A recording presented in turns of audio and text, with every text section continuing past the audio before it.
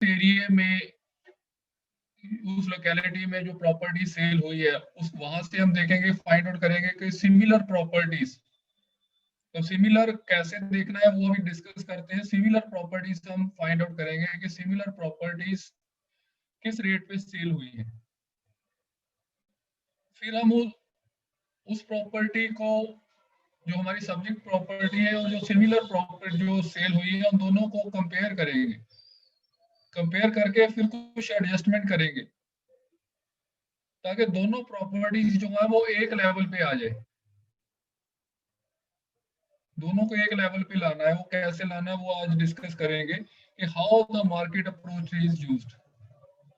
तो most of the time we have been using this approach for commercial properties।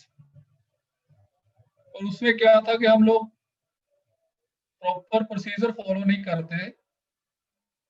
Simply हम देख लेते हैं कि मार्केट में इस रेट पे प्रॉपर्टी जो सेल हुई है, उस हिसाब से हम अपनी प्रॉपर्टी की वैल्यू थोड़ी ऊपर नीचे करके लगा देते हैं।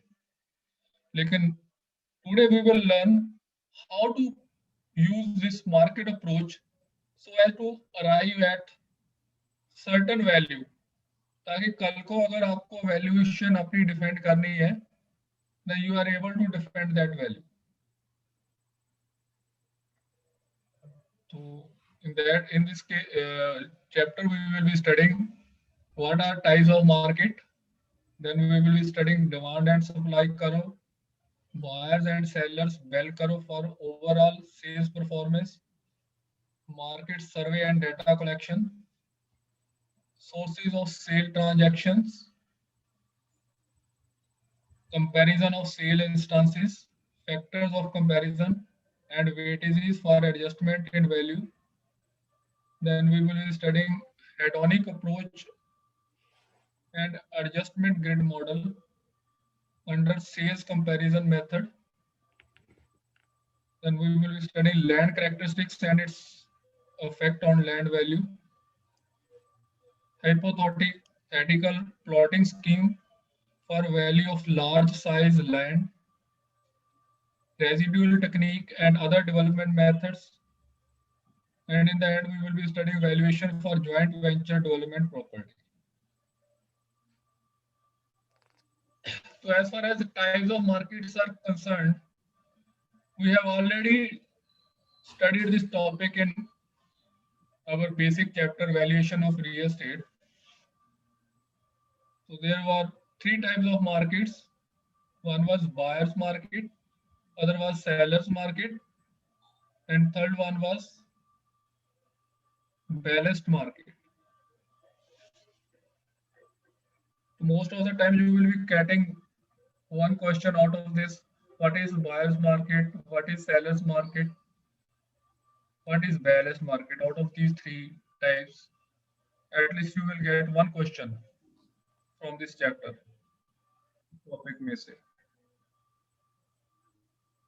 तो बायर्स मार्केट में क्या है, तो है कि ऑलरेडी हम स्टडी कर चुके हैं कि buyers market is one in which there are more properties for sale than there are buyers. जो प्रॉपर्टीज जो है वो ज्यादा हो और नंबर ऑफ बायर्स कम हो, तो ऐसी मार्केट को we call such market as buyers market. तो यही याद रखना है कि बायर्स मार्केट में नंबर ऑफ प्रॉपर्टीज ज्यादा होंगी देन देयर आर बायर्स। मतलब उल्टा है, ये नहीं सोचना है कि buyers market number of buyers ज्यादा होंगे। मतलब इट इज ऑपोजिट। नाम से एक्सप्लेन नहीं करना। कई बार ये हो जाता है कि नाम में बायर्स मार्केट लिखा तो हम ये कहेंगे कि नंबर ऑफ बायर्स ज्यादा होंगे। You have to remember this thing. तो बायर्स मार्केट में क्या होगा, if you are buying a home, this is the best ideal market to do. अगर आप कोई मकान खरीदना चाहते हो तो ये, अगर ये सिचुएशन है, ऐसी मार्केट है prevalent, this is the best situation. in which you can buy a home, because you will get cheap and best home or house during this condition. What are the characteristics of buyer's market? Homes take longer to sell. इस case में मकान जो है वो जल्दी नहीं cell किए जा सकेंगे. It will take longer time to sell. Buyers have more listings to choose from. Buyers के बाद ज्यादा choices होंगी. यहाँ से वो अपनी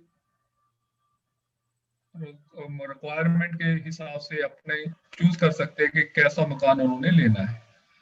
Buyers have less competition. Buyers can make lower offers and negotiate more on sale prices and closing costs.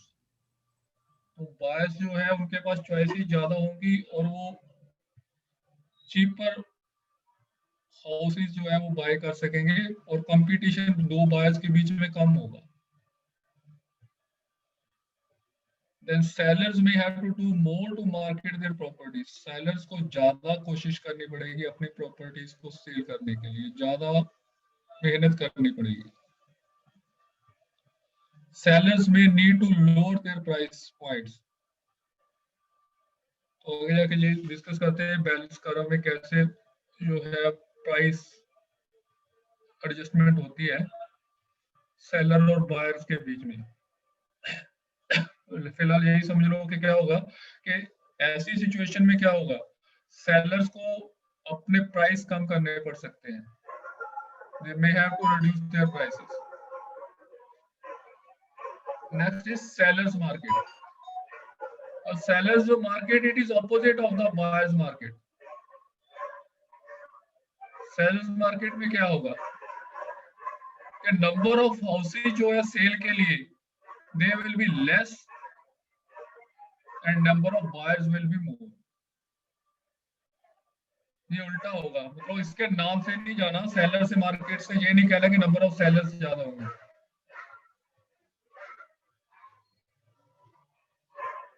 तो उसने यही लिखा होगा कि सेलर्स मार्केट में number of sellers will be more. ऐसा नहीं होता. सेलर्स मार्केट में there are fewer listings then there are buyers. Number of मकान जो है सेल के लिए वो कम होंगे बनिस्बत number of buyers. Because of this, they may encounter bidding wars or their home search might take longer than expected. Friends, words के ऊपर बहुत कंसंट्रेट करिए. सेलर्स मार्केट और बायर्स मार्केट देखने में उसका मीनिंग कुछ और लगता है, लेकिन वहां पर क्वेश्चन पूछा जाता है तो उसका मीनिंग कुछ और होता है. आप गलती से जल्दबाजी में गलती कराते हैं. That is most important. Sir ने जैसा अभी बताया, सेलर्स मार्केट का मतलब ये नहीं कि सेलर्स ज्यादा होंगे, बायर्स मार्केट का ये नहीं कि बायर्स ज्यादा होंगे. आप इसको थोड़ा सा समझिए. और इसमें काफी बार क्वेश्चन पूछा जाता है और इकोनॉमिक्स से रिलेटेड है. आपको याद होगा इकोनॉमिक्स में आपने तकरीबन सेम तरह की टर्मिनोलॉजी पढ़ी थी, उससे रिलेटेड है. लेकिन उस इकोनॉमिक्स को हम अपने प्रॉपर्टी टेक्निकल कंसल्टेशन के हिसाब से किस तरह इस्तेमाल करेंगे, ये यहाँ पर बताया जा रहा है. आप इसको पॉइंट्स को, बहुत इंपॉर्टेंट है, आप बहुत अच्छी तरीके से इसको समझिए. Yes sir, please continue. Sorry.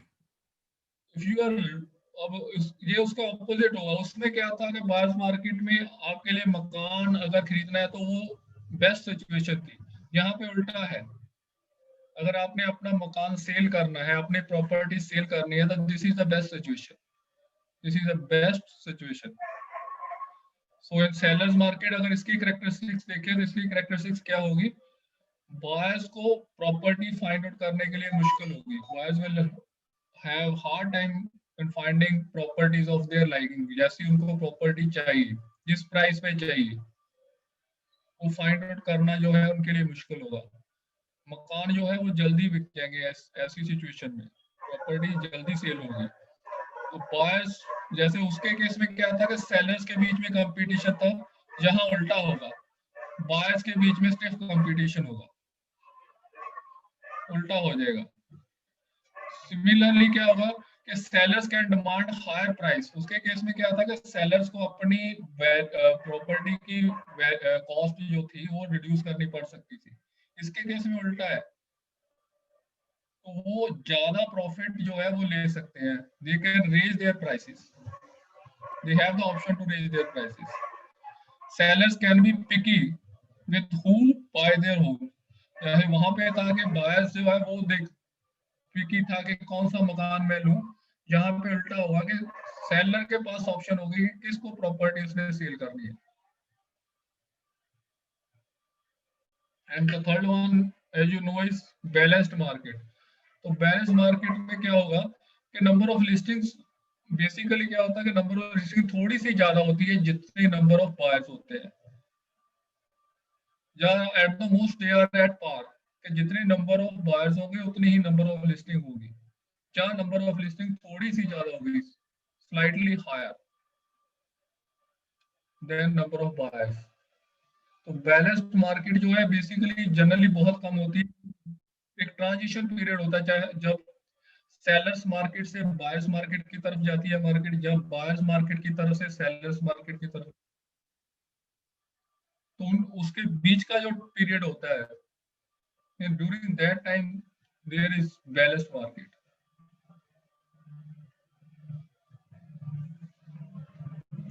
तो बैलेंस मार्केट में क्या होगा कि number of homes for sale is in line with the buyers demand. Almost जितने नंबर ऑफ बायर्स होंगे उतने ही ऑलमोस्ट जो है नंबर ऑफ लिस्टिंग्स होंगी, या थोड़े से नंबर ऑफ लिस्टिंग्स ज्यादा हो सकती है, या थोड़े से नंबर ऑफ बायर्स थोड़े बहुत ऊपर नीचे हो सकते हैं, दोनों।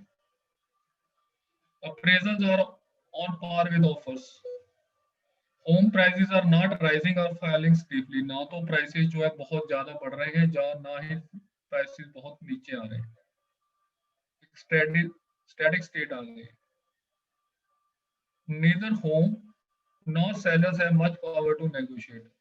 ना तो सेल करने वाले के पास नेगोशिएशन ज्यादा कर सकता है, ना ही बायर जो है वो ज्यादा नेगोशिएशन कर सकता है। तो जितना प्राइस रेंज है उसी रेंज में प्रॉपर्टी ऑलमोस्ट सेल हो जाएगी। You must be knowing what is buyers market, what is sellers market, and of course what is balanced market, and what are their characteristics.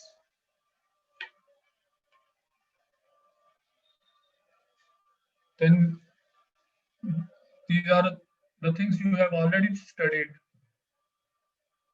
in valuation of real estate in our first chapter, and in economics you have studied demand and supply curve। पहले दिन Sanjay Patil sir ने आपको पढ़ाया था demand and supply curve. तो वही है, इसमें जो ज्यादातर क्वेश्चन आता है, एक तो ये क्वेश्चन आता है डिमांड एंड सप्लाई कर्व में से कि इसकी शेप कैसी होती है, कर्व की शेप कैसी होती है। जहां इसमें से आता है कि जो डिमांड कर्व है वो किन फैक्टर्स पे डिपेंड करती है, डिमांड। सिमिलरली सेलर कर्व है, सेलर कर्व की शेप कैसी होती है, और सेलर कर्व या सेलर जो है वो किस कर्व किस पॉइंट्स पे डिपेंड करती है। What are the factors which affect sale, and what are the factors which affect the demand of a property. We will be doing this demand and supply curve from our real estate point of view। Real estate point of view से demand curve कैसी होगी, क्या क्या factor होंगे। वैसे तो demand and supply curve आपने पढ़ी थी इकोनॉमिक्स का, उसको अब आपने यहाँ पे अप्लाई करना है। डिमांड एंड सप्लाई कर्व को रियल एस्टेट में कैसे अप्लाई करते हैं वो देखना है। तो उसके केस में क्या होगा, डिमांड, लॉ ऑफ डिमांड क्या कहता है, you have already studied. Law of demand states that the quantity demanded and the price of a commodity are inversely related, other things remains constant। means के it states that demand decreases with the increase in price and vice versa। अगर price बढ़ता है तो demand कम होती है, अगर price कम होता है तो डिमांड बढ़ती है। The same theory apply to the real estate also. Real estate में भी ऐसा ही होगा कि डिमांड अगर डिमांड जो है कम होती है तो प्राइस जो है वो रिड्यूस हो जाएगी। अगर प्राइस बढ़ते हैं तो डिमांड कम होती है, प्राइस कम होते हैं तो डिमांड जो है रियल एस्टेट में बढ़ती है। जो हमने इकोनॉमिक्स में पढ़ा था वो ही सेम थ्योरी यहाँ पे एप्लीकेबल है। अब इसमें बेसिकली क्या है कि हमें ये देखना है कि कौन कौन से फैक्टर्स जो है वो जिस पे ये डिपेंड करती है डिमांड। वहां पे आपको दिए गए होंगे, उनमें से आपको फैक्टर चूज करने होंगे, वो आपने याद रखना है कि कौन कौन से फैक्टर्स हैं। Demand of real estate, as far as demand for real estate is concerned, तो वहां पे आपको 5 इक्वेशंस ऐसे दी गई होंगी, उनमें से आपने चूज करना है कि कौन सी इक्वेशन जो है वो करेक्ट है। तो इसमें जो है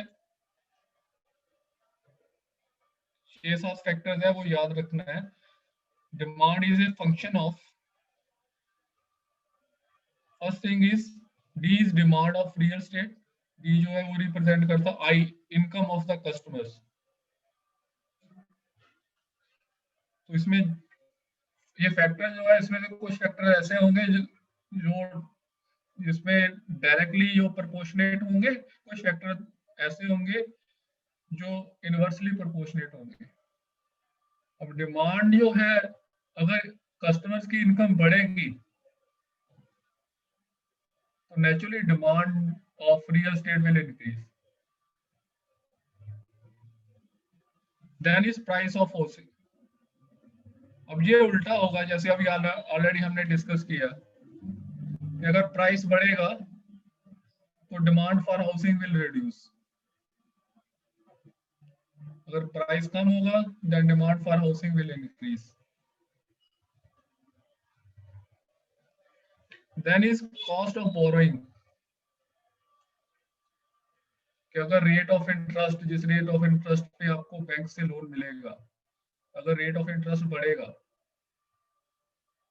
तो डिमांड जो है वो कम होगी। अगर रेट ऑफ इंटरेस्ट कम होगा तो डिमांड जो है वो इंक्रीज होगी। Then is availability of credit, तो अगर इजीली क्रेडिट अवेलेबल है तो डिमांड इंक्रीज होगी। अगर क्रेडिट अवेलेबिलिटी जो है वो मुश्किल है तो डिमांड ऑफ कोर्स डिक्रीज होगी। तो ये दोनों जो फैक्टर है ये गवर्नमेंट पॉलिसीज पे डिपेंड करते हैं कि गवर्नमेंट की क्या पॉलिसी है, या आरबीआई की क्या पॉलिसी है, या बैंक्स की क्या पॉलिसी है। Then is consumers preference, is consumers preference, कि वो कैसी प्रॉपर्टी लेना चाहता है, वो प्रॉपर्टी ऐसी प्रॉपर्टी अवेलेबल है या नहीं है उसके लिए। देन इन्वेस्टर्स प्रेफरेंस, दोनों की प्रेफरेंस जो है वो डिपेंड करेगी। इन्वेस्टर जो है वो कब पैसा लगाएगा मार्केट में, जब सेलर्स मार्केट होगी। ये चीज याद रखना। तो उसकी प्रेफरेंस कब होगी कि जब सेलर्स मार्केट होगी तब इन्वेस्टर की प्रेफरेंस होगी सेल करने की, अपनी इन्वेस्टमेंट लगाने की। सिमिलरली कंज्यूमर्स प्रेफरेंस कब आएगी, जब बायर्स मार्केट होगी। ये चीजें वो पूछ सकता है घुमा फिरा के।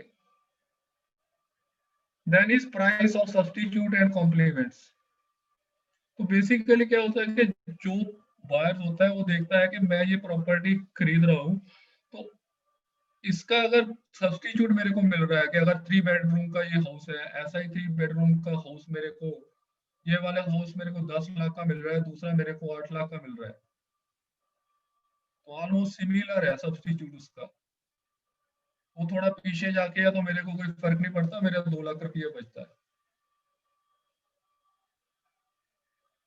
तो अगर सब्स्टिट्यूट अवेलेबल है, सब्स्टिट्यूट अवेलेबल है और सस्ता सब्स्टिट्यूट अवेलेबल है, तो बायर जो है वो सस्ते सब्स्टिट्यूट के लिए जाएगा। तो these are the some of the factors on which demand of real estate depends। तो ये चीजें आपको याद रखनी है, ये साथ के साथ वहां पे उन्होंने लिखी होंगे ऐसे फैक्टर्स IPCBCRTTIPS, और किसी में 2-4 और ऐड कर देंगे, किसी में 2-4 कम कर देंगे इसमें से। तो 3-4 इक्वेशंस दी गई होंगी, उनमें से आपको देखना है कि कौन सी इक्वेशन करेक्ट है, जो ऐसा क्वेश्चन आएगा इसमें से। नेक्स्ट इसकी जो कर्व है, उसमें ये जनरली जो क्वेश्चन आता है वो यही आता है कि जो इसकी कर्व है it is sloping from left to right. ऐसे क्वेश्चन आएगा, उसमें लिखा होगा कि जो डिमांड कर्व है वो राइट टू लेफ्ट स्लोप होती है, लेफ्ट टू राइट होती है। वैसे 3-4 ऑप्शन दिए गए होंगे। तो remember that demand curve will slope from left to right, left से राइट में जाएगी। तो जैसे जैसे प्राइस देखो, पहले P2 था, क्वांटिटी Q2 थी। अब उल्टा मतलब ऊपर से नीचे को हमने कंसीडर करना है, from left to right. Price अगर ज्यादा था तो नंबर ऑफ हाउसेज अवेलेबल ज्यादा होंगे, प्राइस कम हो गया, नंबर ऑफ क्वांटिटी भी कम हो जाएगी। डिमांड कम होगी तो क्वांटिटी अपने आप कम हो जाएगी। डिमांड कर्व जो है इट स्लोप्स डाउनवर्ड, पहली चीज है इट स्लोप्स डाउनवर्ड। ये चीज जो है वाली चीज जो है, ऐसा बहुत बार वैसा क्वेश्चन आता है, ये चीज आपको याद रखनी है दिमाग में।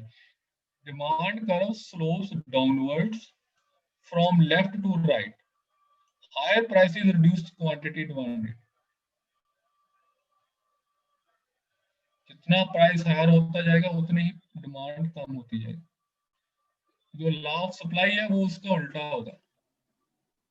लॉ ऑफ सप्लाई क्या स्टेट करती है? Law of supply states that all other factors being equal, बाकी और कोई फैक्टर नहीं हमने कंसीडर करना, as the price of a good or service increases, the quantity of goods or services that suppliers will offer increase and vice versa। अब इसमें उल्टा होगा, जब प्राइस बढ़ेगा तो सप्लाई बढ़ जाएगी, क्योंकि उस ऐसी सिचुएशन में क्या होगा कि सप्लायर चाहेगा कि अब प्राइस बढ़ा हुआ है, ऐसी सिचुएशन में ज्यादा से ज्यादा प्रॉफिट कमा लूं, मैं ज्यादा से ज्यादा सप्लाई करके मैं ज्यादा से ज्यादा प्रॉफिट कमा लूं।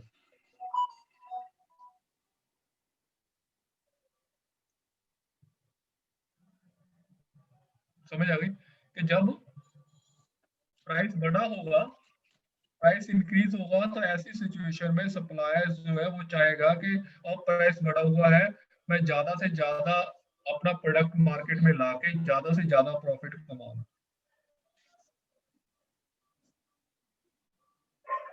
देन यू मस्ट नो, जैसे हमने वहां पे डिस्कस किया था कि कौन कौन से फैक्टर हैं जो है वो डिमांड को इफेक्ट करते हैं, ऐसे ही कुछ फैक्टर्स हैं जो सप्लाई को इफेक्ट करते हैं। Now we will be discussing what are those factors which affect the supply in case of real estate। There are these 5 factors। First is price of the property। अब property के अगर price बढ़ेंगे तो supply जो है वो क्या होगी, इंक्रीज होगी या डिक्रीज होगी?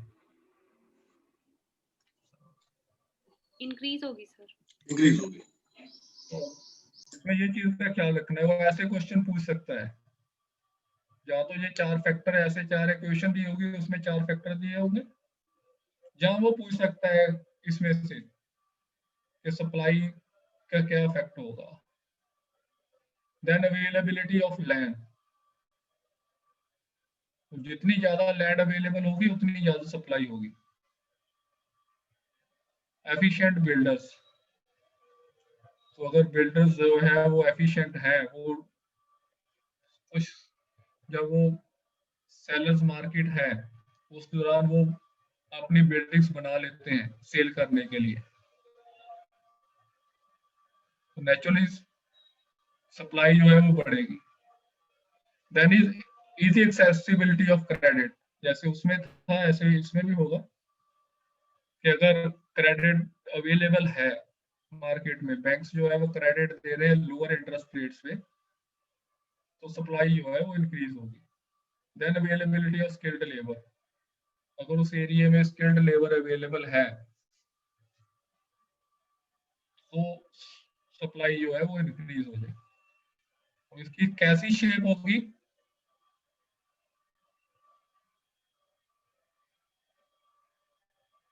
Linear, it will be a straight line,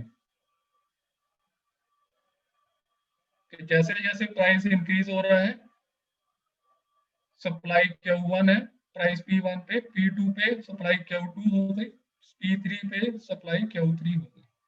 कि जैसे जैसे प्राइस इंक्रीज हो रहा है सप्लाई जो है क्वांटिटी इंक्रीज हो रही है।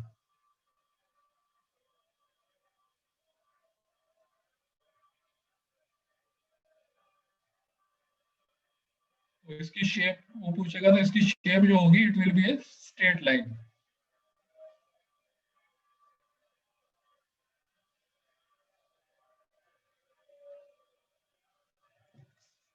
तो डिमांड और सप्लाई में क्या, डिमांड वर्सेस सप्लाई की अगर बात करें, the higher the demand for real estate the higher the prices would be, जितनी ज्यादा डिमांड होगी प्राइसेस उतने ज्यादा होंगे।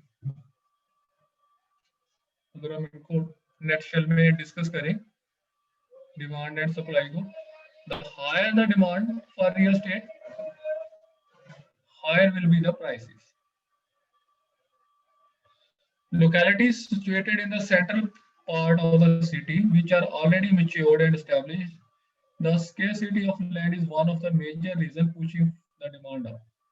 तो जब हमने पहले दिन डिस्कस किया था, 4 कंपोनेंट थे, स्टड, स्केर्सिटी था, उसमें डिमांड था, यूटिलिटी था, ट्रांसफरेबिलिटी था।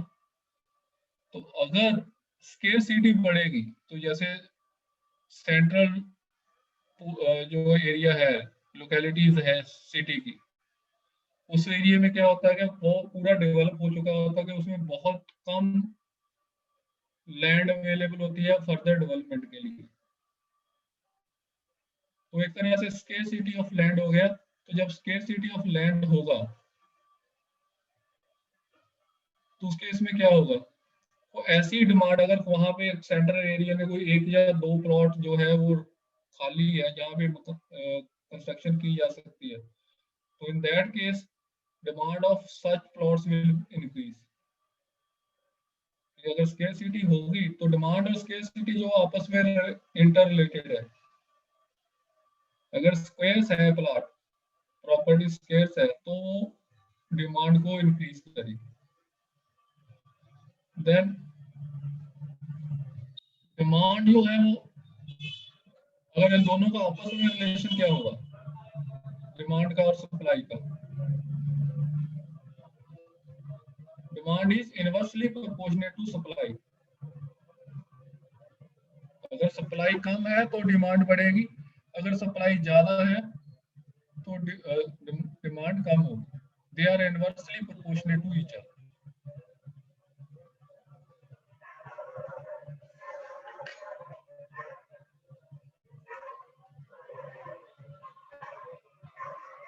देन एक कंपोनेंट हमने वहां पे भी डिस्कस किया था कि चेंजेस इन पॉपुलेशन, कि अगर किसी एरिया में कोई इंडस्ट्री थी वो वहां से शिफ्ट हो गई और पॉपुलेशन वहां से शिफ्ट हो गई उसके साथ ही, तो इंडस्ट्री के साथ पॉपुलेशन चले गई तो डिमांड अपने आप कम हो जाएगी।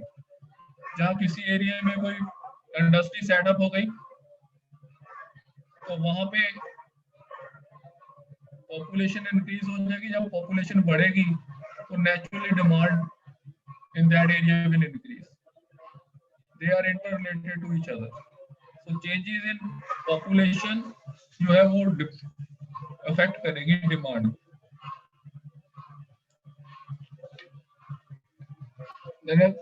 कौन कौन से लैंड कैरेक्टरिस्टिक्स हैं जो अफेक्ट करते हैं लैंड वैल्यूज?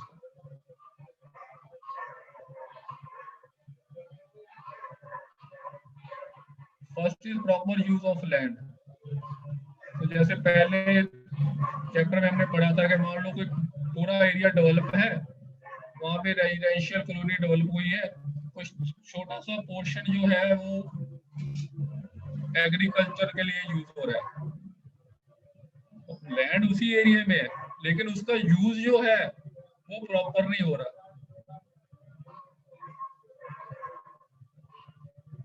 पहले दिन भी हमने डिस्कस किया था, अगर प्रॉपर यूज हो रहा है लैंड का तो वो लैंड की वैल्यू इंक्रीज होगी। अगर प्रॉपर यूज नहीं हो रहा तो वो लैंड की वैल्यू, क्योंकि एग्रीकल्चरल लैंड है तो एग्रीकल्चरल लैंड का जो रेट होगा वो naturally it will be lesser than the residential plots.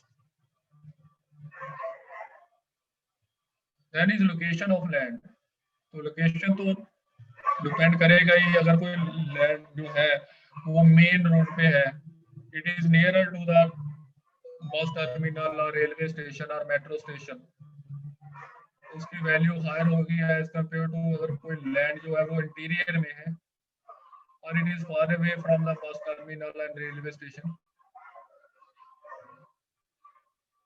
तो उसकी जो है वो वैल्यू कम हो जाएगी। Then improvements done on the land. Improvements में जनरली आ जाता है कि किस तरीके की कंस्ट्रक्शन की है। तो अगर बहुत बढ़िया कंस्ट्रक्शन किया तो नेचुरली उस लैंड की वैल्यू भी इंक्रीज हो जाएगी। कंस्ट्रक्शन की वैल्यू तो होगी होगी, इम्प्रूवमेंट्स की वैल्यू तो है ही है। तो अगर मान लो कोई दो सिमिलर प्लॉट्स है, सिमिलर साइज के प्लॉट्स है, तो अगर एक प्लॉट पे बहुत अच्छी बिल्डिंग बनी है, दूसरी पे थोड़ी इंफीरियर क्वालिटी की बिल्डिंग है, तो ऑफ कोर्स बिल्डिंग की वैल्यू तो होगी, उसके साथ साथ क्या है कि बिल्डिंग की जो वैल्यू है वो लैंड की वैल्यू को भी अफेक्ट करेगी, लैंड की वैल्यू भी इंक्रीज हो जाएगी कि कैसी इंप्रूवमेंट हुई है उस लैंड पे। Then is ability of the organiser, और जो सेल करने वाला है उसकी कैसी एबिलिटी है, उसकी नेगोशिएशन पावर कितनी है, वो कितना जो है पेशेंस रख सकता है अपनी सेल करने के लिए। कि अगर मान लो कि अभी आज बायर्स मार्केट है, उसको पता है कि रेट्स जो है वो डाउन है, तो वो होल्ड कर सकता है। तो हो सकता है थोड़े समय के बाद जब सेलर्स मार्केट आएगी तो वैल्यू इंक्रीज होगी, रेट इंक्रीज होगी, तो उसकी कैसी एबिलिटी है। Then is availability of efficient labour. तो एफिशिएंट लेबर, अगर कोई इंप्रूवमेंट करनी है लैंड पे तो लेबर चाहिए। तो अगर एफिशिएंट लेबर चीप रेट्स पर अवेलेबल है उस एरिया में, तो नेचुरली लैंड की वैल्यू इंक्रीज होगी। Then is improvement techniques of construction. तो अगर उस एरिया में यहाँ पे लैंड अवेलेबल है, वहां पे कंस्ट्रक्शन जो है उस वहां पे अप्रूव्ड टेक्निक्स में आ जाता है। जैसे आजकल मैनुअल लेबर की बजाय मशीन से ज्यादा काम किया जाता है। जैसे अब रेडी मिक्स कंक्रीट आ गया, अगर कहीं पे एक्सकवेशन करनी है तो आप जेसीबी से कर सकते हैं इंस्टेड ऑफ मैनुअल लेबर। तो अगर वहां पे उस एरिया में ये सारी चीजें अवेलेबल है तो they will lead to increase of value of the land. Then availability of capital and loan facilities, कि लोगों के पास कितना पैसा है और कितना वो लोन ले सकते हैं, लोन फैसिलिटीज अवेलेबल है। और उसके बाद गवर्नमेंट पॉलिसी। गवर्नमेंट जो है वो अगर हाउसिंग के लिए सब्सिडी दे रही है, लोन पे करंट फैसिलिटीज अवेलेबल है, चाहे वो प्रॉपर्टीज को डेवलप करके एरिया को डेवलप करके सेल कर रही है, they are taking interest in housing के आम लोगों को चीप रेट्स पे हाउसिंग अवेलेबल हो, तो लैंड की वैल्यू अपने, so these are some of the factors. There are many other factors which may not be discussed here. तो आपको पता होना चाहिए कि कौन कौन से फैक्टर्स हैं that may affect the, what are the characteristics that affect the land value.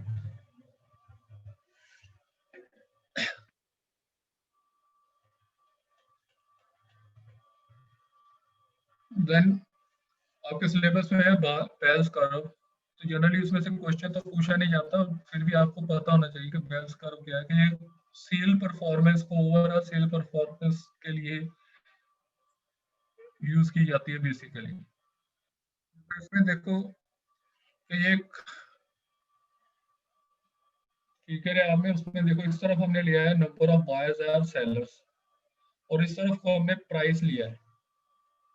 इसमें दो कर्व बनी हुई है, one is buyers curve and other is sellers curve. तो बायर्स कर्व में देखें तो 3 पॉइंट्स हैं, A B and C. There are 3 points, A B and C. तो ए जो है प्राइस बहुत कम है, जो बायर्स जो है ऑफर तो करेंगे, लेकिन इस प्राइस पे जो है ट्रांजैक्शन जो है वो पॉसिबल नहीं होगी। इतनी कम प्राइस पे कोई भी बायर सेलर जो है अपनी प्रॉपर्टी सेल नहीं करना चाहेगा। और बी पॉइंट ऐसा है जहां पे ज्यादा से ज्यादा इस प्राइस पे ट्रांजैक्शन हो सकती है। मोस्ट ऑफ द ट्रांजैक्शन, मतलब बी पॉइंट जो है जहां पे जाके वो सेल हो सकता है, सेल हो भी सकता है, नहीं भी हो सकता। तो सी पॉइंट जो है वो बहुत, सी पॉइंट एक ऐसा पॉइंट है जिसपे प्राइस बहुत ज्यादा है, इस पे कोई भी बायर जो है प्रॉपर्टी बाय नहीं करना चाहेगा। सिमिलरली अगर हम सेलर्स कर्व देखें तो इसमें 3 पॉइंट है, डी, ई एंड एफ। तो डी पॉइंट जो है वो शो करता है कि प्राइस बहुत हायर है, इस लेवल पे कोई भी प्रॉपर्टी बायर जो है बाय नहीं करना चाहेगा। और ई लेवल जो इतना है प्राइस जिसपे आपकी ट्रांजैक्शन जो है हो सकती है, ट्रांजैक्शन हो भी सकती है, नहीं भी हो सकती। लेकिन एफ पॉइंट जो है वो एक प्राइस, इतना कम प्राइस है जिसपे कोई भी सेलर अपनी प्रॉपर्टी सेल नहीं करना चाहेगा। तो बेसिकली क्या होता है कि इन दोनों का जो कॉमन पॉइंट है, ये वाला सेंटर वाला पॉइंट, जी पॉइंट मान लो, इन दोनों का एक पॉइंट है जी, जहां पे नंबर ऑफ एफ और सी के बीच का जो मिडल वाला पॉइंट है, this is the point where most of the transactions will take place. ये बेल्स कर्व जो है वो सेल परफॉर्मेंस को एनालिसिस करने के लिए यूज की जाती है कि किस पॉइंट पे जाके, किस प्राइस पे जाके सेल जो है वो पॉसिबल होगी, that sale can take place. For that purpose Bell's curve is used. तो मोस्टली क्वेश्चन तो इसमें नहीं आता, लेकिन आपको पता होना चाहिए, यूज पे आ जाता है कि बेल्स कर्व किस लिए यूज किया जाता है। तो बेसिकली क्या होता है कि अगर बेल्स कर्व देखो तो एक तरह से बेल की शेप होती है, घंटी की शेप, उस तरीके की बनी हुई है शेप। उसमें ये जो टॉप वाला पॉइंट है इसको टिप पॉइंट बोलते हैं। तो क्या होगा कि जब बायर और सेलर आपस में मिलेंगे, बायर जो है वो अपनी प्रॉपर्टी के जो है खूबियां बताएगा, उसमें ये चीज है, ये फायदे है इसके, ये यूजेस है, ये ऐसा है वैसा है। तो सेलर जो है सेलर जो बताएगा, तो बायर जो है वो देखेगा कि उसके पास कितना अमाउंट अवेलेबल है, वो बाय कर सकता है या नहीं कर सकता, उसको ये प्रॉपर्टी यूजफुल है या नहीं है। तो एक पॉइंट ऐसा होगा कि इस पॉइंट पे जाके, ये जो टिप वाला पॉइंट है, टॉप वाला पॉइंट है, उसके बाद क्या होगा कि बायर का इंटरेस्ट जो है वो कम होना शुरू हो जाएगा। यहाँ से पहले तो बायर का जो है वो इंटरेस्ट बढ़ता जाएगा, एक पॉइंट आएगा, उसके बाद बायर का जो इंटरेस्ट है वो प्रॉपर्टी में कम होना शुरू हो जाएगा। जो इसका जब डाउनग्रेड होनी शुरू हो जाएगी, वेल्थ करो नीचे को जानी शुरू हो जाएगी, पहले तो ऊपर को जा रही है, तो नीचे को जानी शुरू हो जाएगी। जैसे जैसे वो नीचे को जानी शुरू हो जाएगी, उतना ही इंटरेस्ट उसका कम होता शुरू हो जाएगा। तो सेलर को क्या चाहिए, एक कोशिश यही करनी चाहिए कि जो कर्व है वो नीचे को ना जाए, जो बायर का इंटरेस्ट है वो कम होना शुरू ना हो जाए, कि वहां से एक बार वो पीक पे जाके नीचे को जाना शुरू हो गया, उसके बाद फिर वो सेल जो है ट्रांजेक्शन नहीं हो सकती। There are very little chances के अब सेल ट्रांजेक्शन होगी। तो ये सेल ट्रांजेक्शन जो होगी वो जो टिप वाला पॉइंट है वहां तक ही होगी जब तक उसका इंटरेस्ट बढ़ रहा है। तो इनको इसको एनालिसिस करने के लिए जो कंपनीज है वो ये चीज है, उसको अब इंटरेस्ट को कैसे बनाए रखना है, उसके लिए उसको क्या क्या करना चाहिए। कि पहले तो एक क्वेश्चनेयर बना लेते हैं कि कौन कौन से क्वेश्चन जो है वो बायर हमें पूछ सकता है, उनका क्या क्या हमने आंसर देना है। सेल जो कंपनीज है वो क्या करती है, मतलब अपनी सेल इंक्रीज करने के लिए, ठीक है, डाटा कलेक्ट करके अभी कौन कौन से इस एरिया में जो बायर है वो क्या चाहते हैं, वो कौन कौन से क्वेश्चन पूछ सकते हैं, क्वेश्चनेयर तैयार करते हैं, उनका क्या बेस्ट आंसर हमने देना है। फिर वो प्रेजेंटेशन तैयार करते हैं जिसमें वो बताते हैं कि ये हमारी प्रॉपर्टी के यूजेस है, इसका ये फायदा है, प्रेजेंटेशन बना के, ताकि बायर को जो है वो इस पॉइंट तक, इस पॉइंट से पहले पहले जो है वो ट्रांजेक्शन हो जाए। उनको मालूम हो कि एक बार बायर का जो इंटरेस्ट कम होना शुरू हो गया, then it will not be possible to possible के ट्रांजेक्शन का। तो जो बेल्स कर्व है वो सेल्स परफॉर्मेंस को इम्प्रूव करने के लिए यूज की जाती है।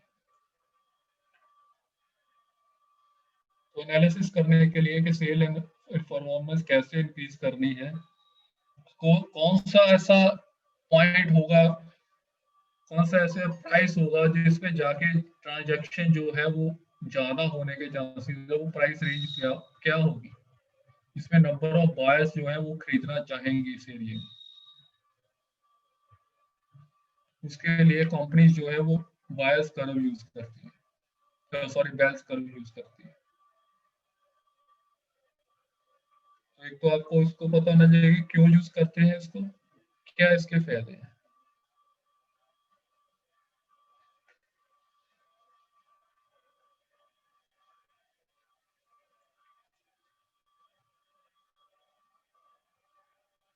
अब हमारा जो चैप्टर का मेन पोर्शन है वो यहाँ से शुरू होता है कि सेल कंपैरिजन मेथड जो है, इसको basically market approach, it is basically sales comparison approach, we can call it as sale comparison approach also market में। तो उसमें कौन कौन से फैक्टर, तो बेसिकली हम पहले डिस्कस कर लेते कि इसमें करते क्या है। इसमें देखो, आप जिस प्रॉपर्टी की वैल्यूएशन करने गए उसको हम बोलेंगे कि सब्जेक्ट प्रॉपर्टी। उसके बाद उस एरिया में सिमिलर तीन चार प्रॉपर्टीज जो है वो हम चेक करेंगे कि ऐसी ही प्रॉपर्टी है। तो इसमें दो तरीके की कंपैरिजन कंपेरेबल हो सकते हैं। एक तो हम देख सकते हैं इसमें कि कौन कौन से कंपोनेंट, पहले तो देख लेंगे कौन कौन से कंपोनेंट हमने चेक कर रहे हैं कि दोनों प्रॉपर्टीज में क्या क्या सिमिलैरिटीज होनी चाहिए। अगर नहीं है तो उनको दोनों को आपस में एक लेवल पे लाना है। बेसिकली हमारा इस मेथड में पर जो मेन मकसद है कि दोनों, एक हमारी प्रॉपर्टी, उसके बाद जो हमने कंपेरेबल है दो तीन चार जितने भी, सभी को एक लेवल पे लेके आना है। तो उसमें कौन कौन सी चीज हमने देखनी है, पहले तो देखना ऑनरशिप इंटरेस्ट। हमारी जो प्रॉपर्टी है, मान लो हमारी प्रॉपर्टी जो है वो फ्री होल्ड है, तो हम कोशिश करेंगे कि जो हम कंपेयर करें प्रॉपर्टी, कंपेरेबल प्रॉपर्टी लें, जिसका हम इंस्टांस ले रहे हैं, जिसको हम यूज कर रहे हैं, वो भी फ्री होल्ड ही हो। मगर अगर मान लो कि ऐसी कोई प्रॉपर्टी सेल ही नहीं हुई उस एरिया में, हमारे पास कोई भी ऐसा सेल इंस्टांस ही नहीं अवेलेबल, हमारी जो प्रॉपर्टी है वो फ्री होल्ड है, और जो हमारे पास सेल इंस्टांस अवेलेबल है नियर फ्यूचर में in the vicinity of the building जिसकी हम वैल्यूएशन कर रहे हैं, प्रॉपर्टी जिसकी हम वैल्यूएशन कर रहे हैं, तो वो प्रॉपर्टी लीज होल्ड है। तो फिर हम ये देखेंगे कि उन दोनों को आपस में एक लेवल पे कैसे लेके आना है, वो आगे जाके हम डिस्कस करते हैं। मतलब ये चीज भी हमें देखनी पड़ेगी कि जो प्रॉपर्टी हमारी सब्जेक्ट प्रॉपर्टी है जिसकी हमने वैल्यूएशन करनी है, और जो कंपेयर करने के लिए प्रॉपर्टी हमने कंसिडर की है, दोनों का लेवल एक ही होना चाहिए, दोनों का ऑनरशिप जो इंटरेस्ट है वो एक ही होना चाहिए। अगर नहीं है तो कैसे उन दोनों को एक लेवल पे लेके आना है। Then cash equivalency. कई बार क्या होता है कि हमारी जो प्रॉपर्टी है उस जो हमने कंपेरेबल लिया, वो प्रॉपर्टी हाई रेट पे सेल हुई थी। मान लो एक किसी कमर्शियल बिल्डिंग थी, कमर्शियल शॉप थी, उस शॉप वाले को और लैंड चाहिए थी अपना बिजनेस एक्सपेंड करने के लिए, उसने साथ वाली प्रॉपर्टी हाई रेट पे ले ली। मार्केट का जो रेट था वो 10,000 रुपये पर स्क्वायर फीट था, उसने 15,000 रुपये पर स्क्वायर फीट पे भी ले ली। तो ऐसी सिचुएशन में हम क्या करेंगे, तो वो 15,000 नहीं ले सकते हम वो वाली प्रॉपर्टी को, उसको कैसे अपनी प्रॉपर्टी के लेवल पे लेके आना है, वहां पे देखना है कि कहीं ऐसा तो नहीं था कि जो हम कंपेरेबल लिया है उसमें कुछ ऐसी फाउंडेशन तो नहीं थी को बायर को ज्यादा पैसे देने पड़े। तीसरा है कंडीशन ऑफ सेल। और हमने जब पहले दिन पढ़ा था फेयर मार्केट वैल्यू, तो उसमें होना चाहिए था कि ट्रांजैक्शन जो है वो बायर और सेलर जो है वो दोनों आमने सामने बैठे हों, दोनों को मार्केट की नॉलेज हो, और दोनों आपस में रिलेटेड ना हो, किसी तरीके से क्लोज रिलेटेड रिलेशन में ना हो कि आप दोनों फ्रेंड्स हो, या दोनों भाई हो, या पिता पुत्र हो, या कोई ब्लड रिलेशन में हो। तो अगर ऐसी कोई सिचुएशन होगी उसमें के केस में क्या होगा कि भाई जो अपने दूसरे भाई को प्रॉपर्टी कम रेट पे भी दे देगा, एक मित्र दूसरे मित्र को कम रेट पे भी दे देगा। तो हमें ये चेक करना कि जो हमारा कंपेरेबल है उसमें कहीं ऐसा तो नहीं है। तो कंडीशन फॉर सेल जो है वो भी चेक करनी है।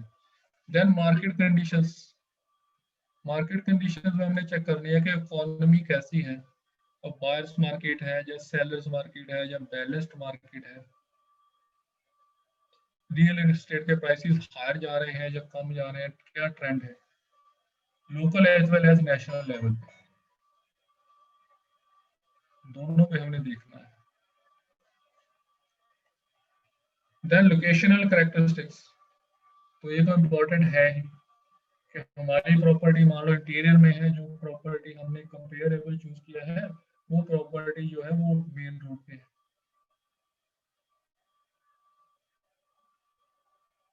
तो उनको कैसे कंपेयर करना है। Then physical characteristics. तो फिजिकल कैरेक्टरिस्टिक्स में आ जाता है कि बिल्डिंग कैसी बनी है, बिल्डिंग में मटेरियल कैसा यूज हुआ है, एज बिल्डिंग की कितनी है, हमारी बिल्डिंग मान लो 10 साल पुरानी है, जो हमने कंपेरेबल लिया उस 15 साल पुरानी है। क्वालिटी ऑफ कंस्ट्रक्शन हमारी बढ़िया है, जो हमने कंपेरेबल लिया है उसकी क्वालिटी ऑफ कंस्ट्रक्शन इंफीरियर है। तो कुछ उसमें हमारी प्रॉपर्टी में कुछ स्पेशल इक्विपमेंट लगे हैं जो दूसरी प्रॉपर्टी में नहीं लगे। तो ये सारी चीजें फिजिकल कैरेक्टरिस्टिक्स भी हमें चेक करना पड़ेगा सब्जेक्ट प्रॉपर्टी का और कंपेरेबल प्रॉपर्टी। तो इकोनॉमिक कैरेक्टरिस्टिक्स तो उसमें आ जाता है कि हमें देखना पड़ेगा कि जैसे अगर हम इनकम अप्रोच से कर रहे हैं तो इनकम अप्रोच में क्या है कि कैश फ्लो होता है, हमें इनकम आती है, तो हमने ये देखना पड़ेगा कि जो कंपेरेबल लिया है उसमें से ज्यादा इनकम हो रही थी हमारी प्रॉपर्टी से कम हो रही है, या हमारी प्रॉपर्टी से ज्यादा हो रही है कंपेरेबल से कम हो रही थी, तो उन दोनों को एक लेवल पे कैसे लेके आना है वो अभी आगे जाके डिस्कस करेंगे कि एक लेवल पे कैसे लाना है दोनों को। तो these are some of the points, ऐसे और भी आप पॉइंट्स जो है वो चूज कर सकते हो। तो पहले आप पॉइंट्स चूज करेंगे कि कौन कौन से पॉइंट्स जो है दो कंपेरेबल के और सब्जेक्ट प्रॉपर्टी के आपने आपस में रिलेट कराने हैं जब आप मार्केट अप्रोच यूज करोगे। तो इसमें 3-4 मेथड्स हैं। One is simply sales comparison approach, then it is adjustment grid approach, then hedonic approach and residual method. ये 3-4 मेथड हैं जिसके यूज करके हम प्रॉपर्टी की वैल्यू कर सकते हैं। जैसे इनकम अप्रोच में तो हमने इनकम को लेके चले थे, या प्रॉफिट अप्रोच में हम प्रॉफिट लेके चले थे। इसमें हम अलग अलग मेथड से कैसे करते हैं। सेल्स कंपैरिजन अप्रोच में क्या करते हैं हम कि कुछ एक तो पहले एक रही चीज है हमारी कि डाटा कलेक्शन कहाँ कहाँ से करनी है आपने। जब हमें कंपेरेबल लेना है, जब कोई भी डाटा कलेक्ट करना, कहाँ कहाँ से ले सकते हो आप। Sales recorded at registrar office, registrar office से जाके आप सेल्स जो हुई है वो उसका डाटा ले सकते हो। Information from local brokers and residents, local inquiry कर सकते हो, लोकल रेजिडेंट्स या लोकल ब्रोकर से पता कर सकते हो रेट। न्यूज़पेपर्स में जो एडवर्टाइजमेंट आती है वहां से आप डाटा कलेक्ट कर सकते हो। जहाँ उस एरिया में कोई लैंड एक्विजिशन हुई है चाहे किसी भी पर्पज के लिए, वहां से डाटा कलेक्ट कर सकते हो। कोई ऑप्शन की है गवर्नमेंट ने कुछ एरिया की प्रॉपर्टीज की, तो वहां से डाटा ले सकते हो। या वैल्यूज का अपना डाटा बैंक हो, हर एक वैल्यू को अपना डाटा बैंक बना के रखना चाहिए कि उस एरिया में गया था वहां पे इस रेट से मैंने वैल्यू की थी इसी ईयर में। आपको अपना भी एक डाटा बैंक बना के रखना चाहिए ताकि आप उसको यूज कर सको। देन अपने अगर एरिया चेक करना है कि हमारी प्रॉपर्टी का एरिया जो है वो उतना है, तो वहाँ गवर्नमेंट के रिकॉर्ड में चेक कर सकते हो कि जितना सेल डीड में लिखा है उतना ही गवर्नमेंट रिकॉर्ड में है। सेल डीड में इतना एरिया कितना लिखा है, जहाँ जो प्लान सैंक्शन हुआ है उसमें एरिया कितना है और सेल डीड में कितना है, दोनों मैच कर रहे हैं या नहीं कर रहे हैं। तो फिर आप खुद भी जाके साइट पे जब जाओगे तो एरिया मेजर करोगे, वो चेक करना है कि वो गवर्नमेंट के रिकॉर्ड से, सेल डीड के रिकॉर्ड से, सैंक्शन प्लान के रिकॉर्ड से मैच कर रहे हैं या नहीं कर रहे हैं। तो हम बेसिकली क्या करते हैं कि पहले हम कुछ एट्रीब्यूट्स जो है वो चूज कर लेते हैं, फिर उस हिसाब से देखते हैं कि हमारी प्रॉपर्टी जो है उससे बढ़िया है या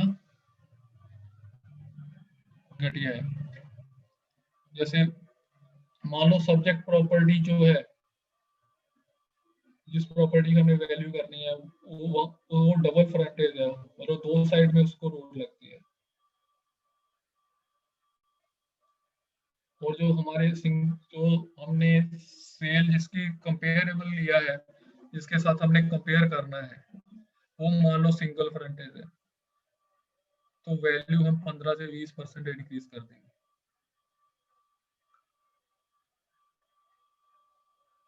ठीक है, अगर उल्टा है तो रिड्यूस कर दोगे आप कि हमारे वाली जो है सिंगल है, जो कंपेरेबल है डबल थी, तो हम जो वैल्यू है वो 15 से 20% रिड्यूस कर लेंगे। और उल्टा भी कर सकते हैं यहाँ से इस टेबल में। ये आपने देखना है कि अगर हमारा बढ़िया है तो इंक्रीज करोगे, घटिया है तो डिक्रीज कर दोगे परसेंटेज के हिसाब से। फिर लार्ज साइड का प्लाट है कि हमारा जो जनरली जो स्मॉलर साइज के प्लाट्स है उनका रेट जो है वो हायर होता है। जितना साइज प्लाट का बढ़ता जाएगा उसका उतना ही रेट कम होता जाएगा। एक जो है वो 100 स्क्वायर मीटर का प्लाट है और एक 1000 स्क्वायर मीटर का प्लाट है। दोनों का रेट जो है वो पर यूनिट सेम नहीं होगा। पर यूनिट रेट जो है 100 स्क्वायर मीटर वाले प्लाट का हायर होगा और 1000 स्क्वायर मीटर वाले प्लाट का रेट लोअर होगा।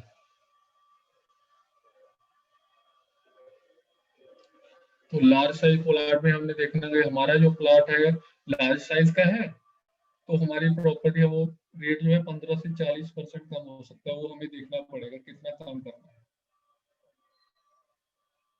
जहाँ हमारा प्लॉट स्मॉलर साइज का है, जो प्लॉट था वो लार्जर साइज का था कंपेरेबल, तो हमें इंक्रीज करना पड़ेगा 15 से 40%। तो ये जो परसेंटेज है वो फिक्स नहीं है, कोई हार्ड एंड फास्ट रूल है कि हमने 15 लेना 17 लेना है। ये आपकी प्रैक्टिकल नॉलेज पे एक्सपीरियंस पे डिपेंड करेगा। ये कुछ फैक्टर्स हैं जो हम चूज कर सकते हैं, कुछ एट्रीब्यूट्स हैं।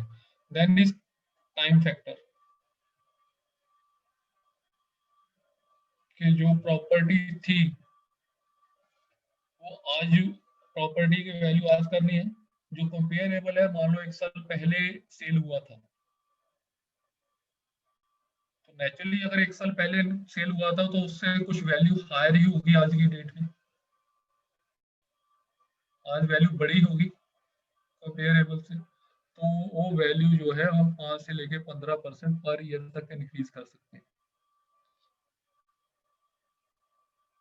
ये 5 करना है, 7 करना है या 10 करना है पर ईयर, ये आप पे डिपेंड है।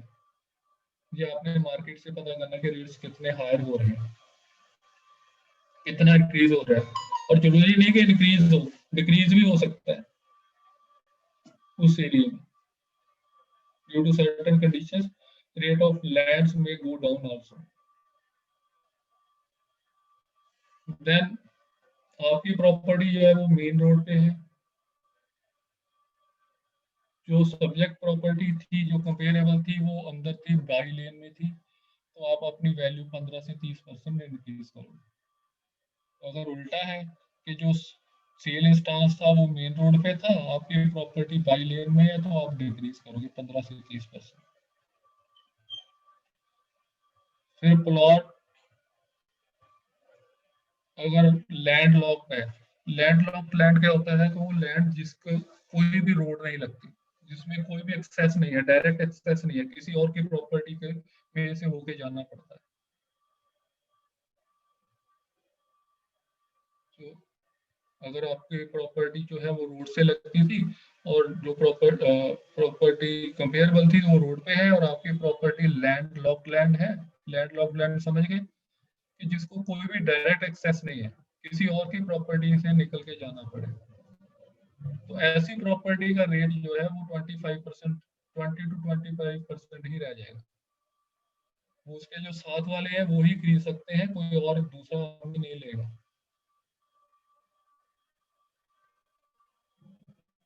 ठीक है। उसके बाद कि अगर आपका प्लॉट जैसे कोई बॉम्बे ऐसे जो यहाँ पे समुंदर है, वो ऐसे शहरों में है कि समुंदर के सामने है, समुंदर से नजदीक है, समुंदर के सामने है, तो 20 से 30% वो इंक्रीज हो जाएगा। अगर दूर है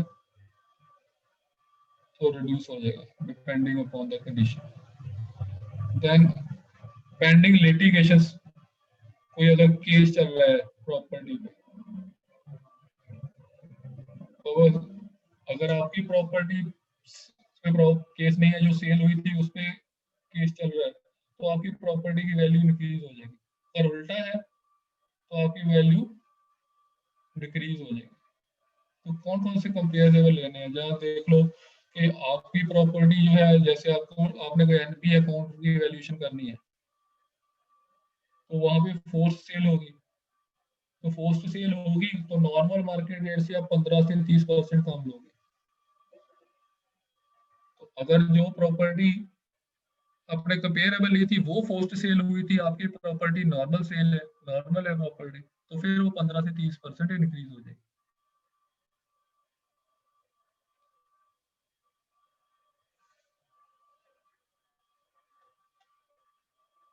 तो इससे आपने क्या देखा कि अगर कंपेरेबल इंफीरियर है तो फिर आप पॉजिटिव वैल्यू दोगे कि नेगेटिव वैल्यू दोगे? पॉजिटिव। ठीक है ना, उल्टा होगा यहाँ पे। ये अगर पॉजिटिव सुपीरियर है तो नेगेटिव वैल्यू दोगे, अगर इन्फीरियर है तो पॉजिटिव वैल्यू दोगे। मींस अगर कोई अमीर है तो उसको टैक्स लगा के गरीब करना है, अगर कोई गरीब है तो उसको सब्सिडी देके अमीर करना है। जो गवर्नमेंट की पॉलिसी है वही यहाँ लगानी है, ये बात याद रखना। तो इसमें यही दिक्कत हो जाती है, कई बार हम उल्टा कर जाते हैं। तो ये जो क्वेश्चन हम यहाँ पे करेंगे, एक दो क्वेश्चन हम डिस्कस कर रहे हैं, दे आर कि जरूरी नहीं है कि ऐसा क्वेश्चन आपको एग्जामिनेशन में आए। They are some practical problems, practical cases study जो हम ले रहे हैं। तो इतना बड़ा क्वेश्चन जो है आपको एग्जाम में नहीं आएगा। तो हमारी ये कोशिश है कि एग्जाम के साथ साथ आप प्रैक्टिकल भी कैसे करनी है वैल्यूएशन मार्केट अप्रोच से। तो एक दो केस स्टडीज हम ले रहे हैं, तो ये थोड़ा सा लेंथी है, इसको क्वेश्चन को थोड़ा सा ध्यान से देखना है। सेल्स कंपैरिजन अप्रोच से हम कैसे प्रॉपर्टी की वैल्यू निकालते हैं। इसमें या तो हम परसेंटेज ले लेते हैं, इंक्रीज कर लेते हैं, जहाँ कुछ मल्टीप्लायर यूज करते हैं। हम इसमें मल्टीप्लायर यूज करेंगे, कैसे यूज करने हैं वो देखो। Suppose the subject property we are evaluating is a new, जो हम प्रॉपर्टी की वैल्यू कर रहे हैं, जिसकी वैल्यूएशन कर रहे हैं, वो एक नई प्रॉपर्टी है जिसका एरिया जो है वो 24,000 स्क्वायर फीट है। जो हम प्रॉपर्टी की वैल्यूएशन करनी है, एक न्यू प्रॉपर्टी है, उसका जो एरिया है वो 24,000 स्क्वायर फीट है, office building of course. Market rent for this area is 15 rupees per square feet. जो मार्केट का रेंट है उस एरिया में वो 15 रुपए पर स्क्वायर फीट है, एवरेज मार्केट रेंट ले लिया। And average operating expenses are rupees 4.10 per square feet. और ऑपरेटिंग एक्सपेंसेस में जैसे हमने पहले दिन डिस्कस किया था कि maintenance charges, collection charges, vacancy, मतलब और सारे चार्जेस जो है मेंटेनेंस एंड ऑपरेटिंग चार्जेस, वो 4 रुपए 10 पैसे पर स्क्वायर फीट है। And average vacancy is 6%। Average vacancy 6% का मतलब कि साल में 100% ही ऑक्यूपाई नहीं रहती बिल्डिंग, टेनेंसी जो है 100% नहीं है, 6% खाली रहता है। मतलब एवरेज ऑक्यूपेंसी जो है 94% है, वैकेंसी 6% है, 6% एवरेज है, मतलब 6% मकान खाली रहते हैं साल में। ये डाटा दिया गया है जो हमारी सब्जेक्ट प्रॉपर्टी है उसके बारे में। फिर उसका एरिया 24,000 स्क्वायर फीट है, उसके लिए मार्केट रेंट जो लगेगा 15 रुपीज पर स्क्वायर फीट लगेगा।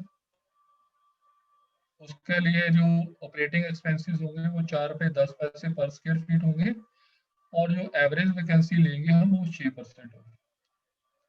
There have been similar properties that have been sold during the last 18 months. तो हमने तीन उसने कंपेरेबल हमें दिए हैं जो पिछले 18 महीने में जो सेल हुई है प्रॉपर्टी, उनका डाटा उसने कलेक्ट किया, वो हमें दिया है। तो इस तरीके से कि सेल प्राइस जो है पहली प्रॉपर्टी का 26,75,000, second is 42 lakh, third is 19,50,000। Time of sale है 5 महीने सेल पहले सेल हुई है, ये सेकंड वाली जो 8 महीने पहले सेल हुई है, तीसरी जो है 18 महीने पहले सेल। एज जो है पहली प्रॉपर्टी की 5 साल है, दूसरे की 3 साल है, तीसरे की भी 5 साल है। ग्रॉस बिल्डिंग एरिया इसका पहली बिल्डिंग का 26,500 है, जैसे हमारी बिल्डिंग का 24,000 है, इसका 26,500 है। दूसरी बिल्डिंग का बता 46,200 है, तीसरी का 22,300 स्क्वायर फीट है। पहले से हमें जो पोटेंशियल ग्रॉस इनकम हो रही है, पोटेंशियल ग्रॉस इनकम होती है कि जिसमें से कुछ भी नहीं निकला, पूरी जो रेंट जितना आया टोटल ग्रॉस रेंट जितना आया, पहली बिल्डिंग से 3,44,000 आया, दूसरी से 5,92,000 आया, तीसरी से 2,27,000 आया। वैकेंसी जो है पहली बिल्डिंग में 5% वैकेंसी रही, सेकंड में 6% रही और तीसरे में कोई वैकेंसी नहीं रही।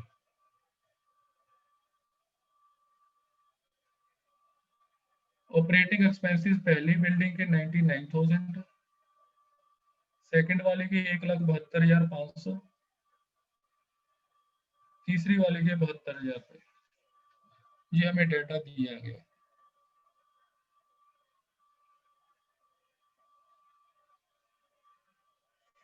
ठीक है, उसके बाद the market value in this area has been steadily increasing by 1% every quarter for the past 2 years। तो पिछले 2 साल से देखा गया कि हर एक क्वार्टर में मतलब 3 महीने में प्राइसेस जो है वो 1% इंक्रीज हो रहे हैं।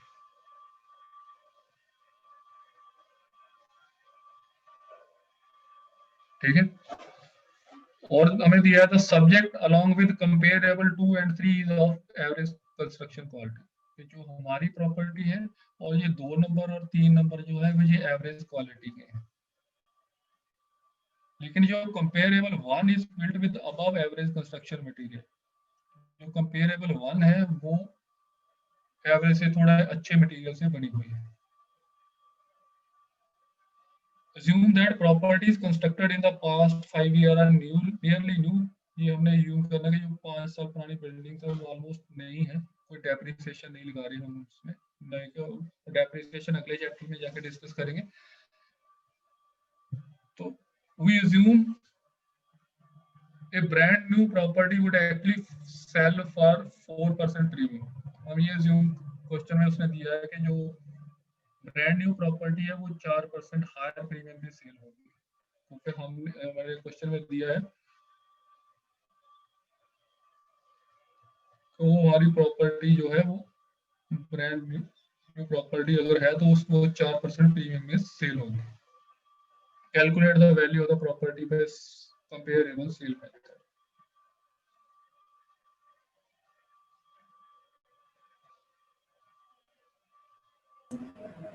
So 30,48,000।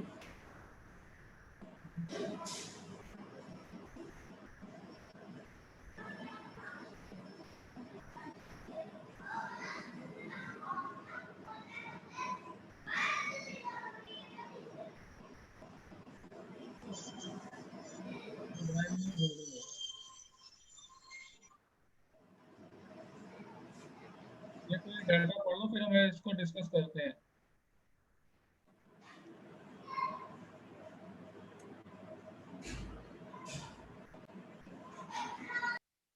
डाटा फिर इसको पढ़ लो।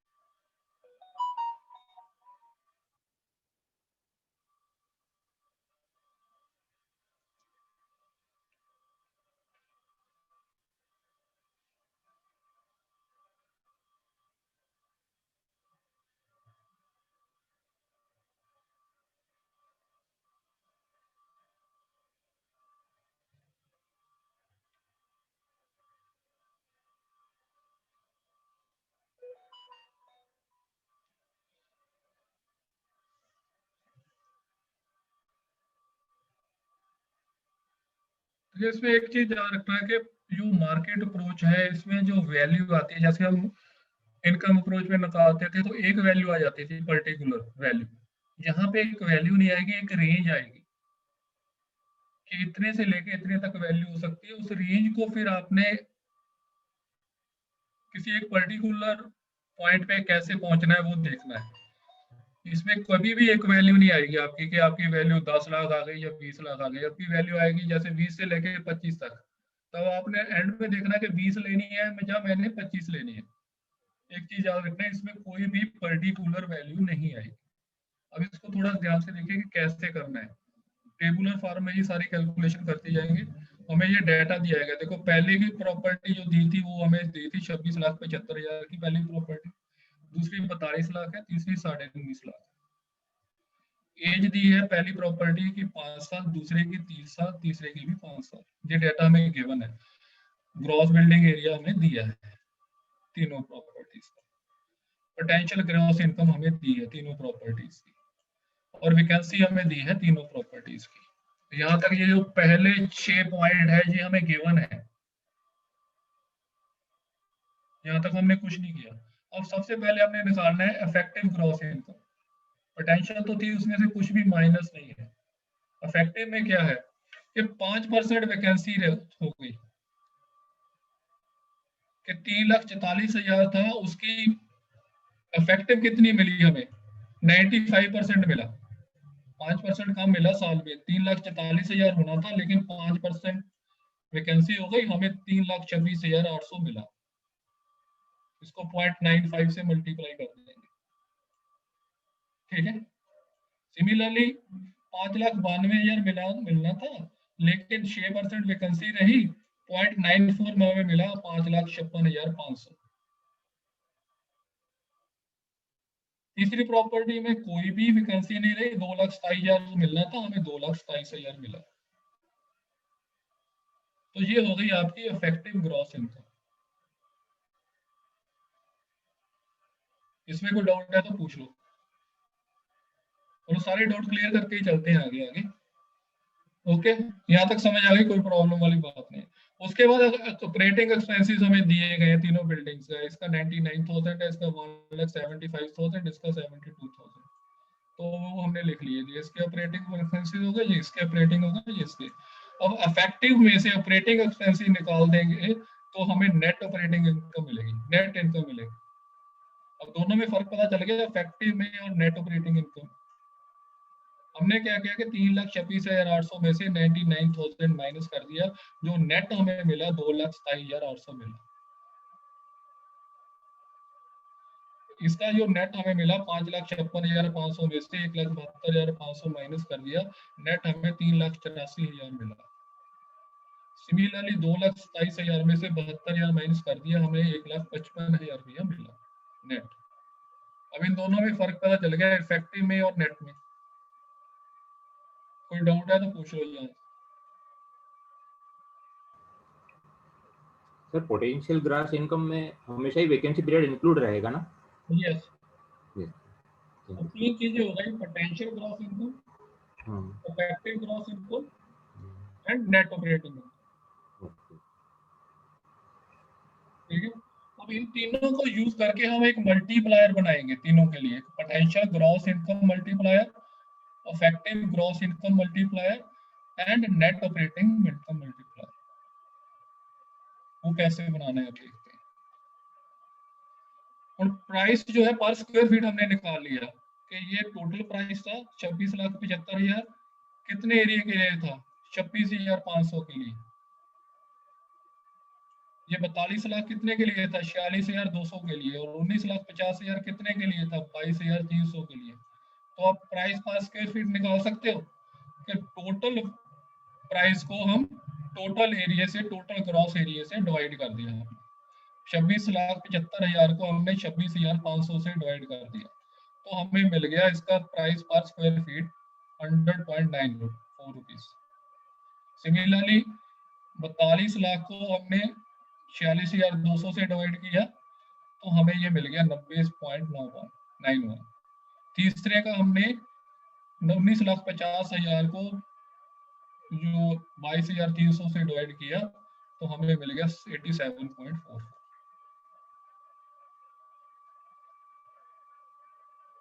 ये बात समझ आ गई कि प्राइस पर स्क्वायर फीट निकाला, कुछ नहीं किया हमने, टोटल वैल्यू को टोटल ग्रॉस एरिया से डिवाइड किया।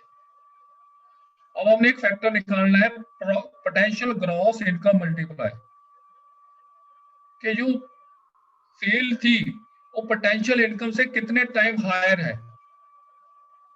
पोटेंशियल ग्रॉस इनकम मल्टीप्लायर का मतलब जो हमें वैल्यू मिली वो पोटेंशियल ग्रॉस इनकम से कितने टाइम हायर है। उसके लिए क्या करेंगे कि 26,75,000 को 3,44,000 से डिवाइड कर देंगे। ऐसे ही करेंगे, वो हमारे पास फैक्टर आ जाएगा 7.7578। दूसरा 42 लाख को हम 5,92,000 से डिवाइड कर देंगे। Potential gross income multiplier second property के लिए आ गया, वो आ गया आपका 7.09। तीसरा हमारा 19,05,50,000 है, उसको हम 2,27,000 से डिवाइड कर देंगे, हमारा पोटेंशियल ग्रॉस इनकम मल्टीप्लायर आ गया। तीनों का हमने पोटेंशियल ग्रॉस इनकम मल्टीप्लायर निकाला। उसके बाद हमने ऐसे ही इफेक्टिव ग्रॉस इनकम मल्टीप्लायर करना है। इफेक्टिव के लिए क्या करेंगे, हम वैल्यू को इफेक्टिव इनकम से डिवाइड करेंगे। हम वैल्यू को इफेक्टिव इनकम से डिवाइड करेंगे। वैल्यू हमारी 26,75,000 है, इफेक्टिव ग्रॉस इनकम 3,26,800 है, तो आपका इफेक्टिव ग्रॉस इनकम मल्टीप्लायर आ गया 8.19। सिमिलरली वैल्यू आपकी 42 लाख है, इफेक्टिव ग्रॉस इनकम 5,56,500 है, इनको डिवाइड करोगे तो इसके लिए आपका आ गया 7.55। सिमिलरली तीसरे की 19,50,000 है, इफेक्टिव जो है 2,27,000 है, उनको डिवाइड करोगे तो ये फैक्टर आ गया आपका 8.5 है। ऐसे ही आप अब आपने निकालना है कैपिटलाइजेशन रेट। कैपिटलाइजेशन रेट कैसे निकालते हैं? अब आपने वैसे ही अगर करना होता तो क्या करते कि वैल्यू निकालने के लिए क्या करते आप, कैपिटलाइजेशन रेट के लिए क्या करोगे आप, कि नेट ऑपरेटिंग इनकम को आर निकालना है, तो आर निकालने के लिए आप क्या करते हो, net divided by sale price, I by B. ठीक है ना। 2,27,800 को आप 26,75,000 से डिवाइड करोगे, ठीक है ना। सिमिलरली 3,84,000 को 42 लाख से डिवाइड करोगे, 1,55,000 को 19,50,000 से डिवाइड करोगे, तो ये कैपिटलाइजेशन रेट आ गए तीनों के आपके पास। ये हम इन चारों कंपोनेंट्स को अपने यूज करना है, जो हमारे कंपेरेबल थे उनसे ये हमने डाटा जो है वो एक्सट्रैक्ट कर लिया, जिसको हमने आगे जाके यूज करना है। इस डाटा को हमने यूज करना है।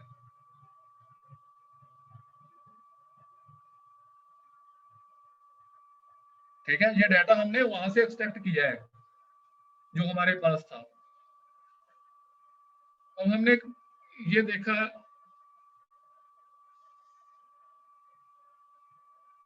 कि हमारी जो प्राइस पर स्क्वायर फीट है वो हमने पहली प्रॉपर्टी का 100.94 है, दूसरी का 90.91 है, तीसरी का 87.44 है, एवरेज हमने निकाली 99.48 आ गई। ये तो निकाल सकते हैं एवरेज प्राइस। उसके बाद क्या है कि अब हमने कुछ एट्रीब्यूट्स लगाने हैं। अब हमने इसमें क्या दिया है, हमें क्वेश्चन में दिया है कि 1% पर क्वार्टर में पिछले 2 सालों से इंक्रीज हो रही है। और एक क्वार्टर में कितना रेट इंक्रीज होता है, 1%। तो जो प्रॉपर्टी सेल हुई है, 1 नंबर प्रॉपर्टी कितनी देर पहले सेल हुई है, 5 महीने पहले सेल हुई है, ऑलमोस्ट 2 क्वार्टर हो गए, अप्रोक्सीमेटली 2 क्वार्टर हो गए। एक क्वार्टर में 1% है तो 2 क्वार्टर में 2% इंक्रीज हो जाएगा, तो इसकी वैल्यू जो है वो कितनी इंक्रीज होनी चाहिए, 2%। इसमें हम कितना इंक्रीमेंट लगाएंगे, 2% का।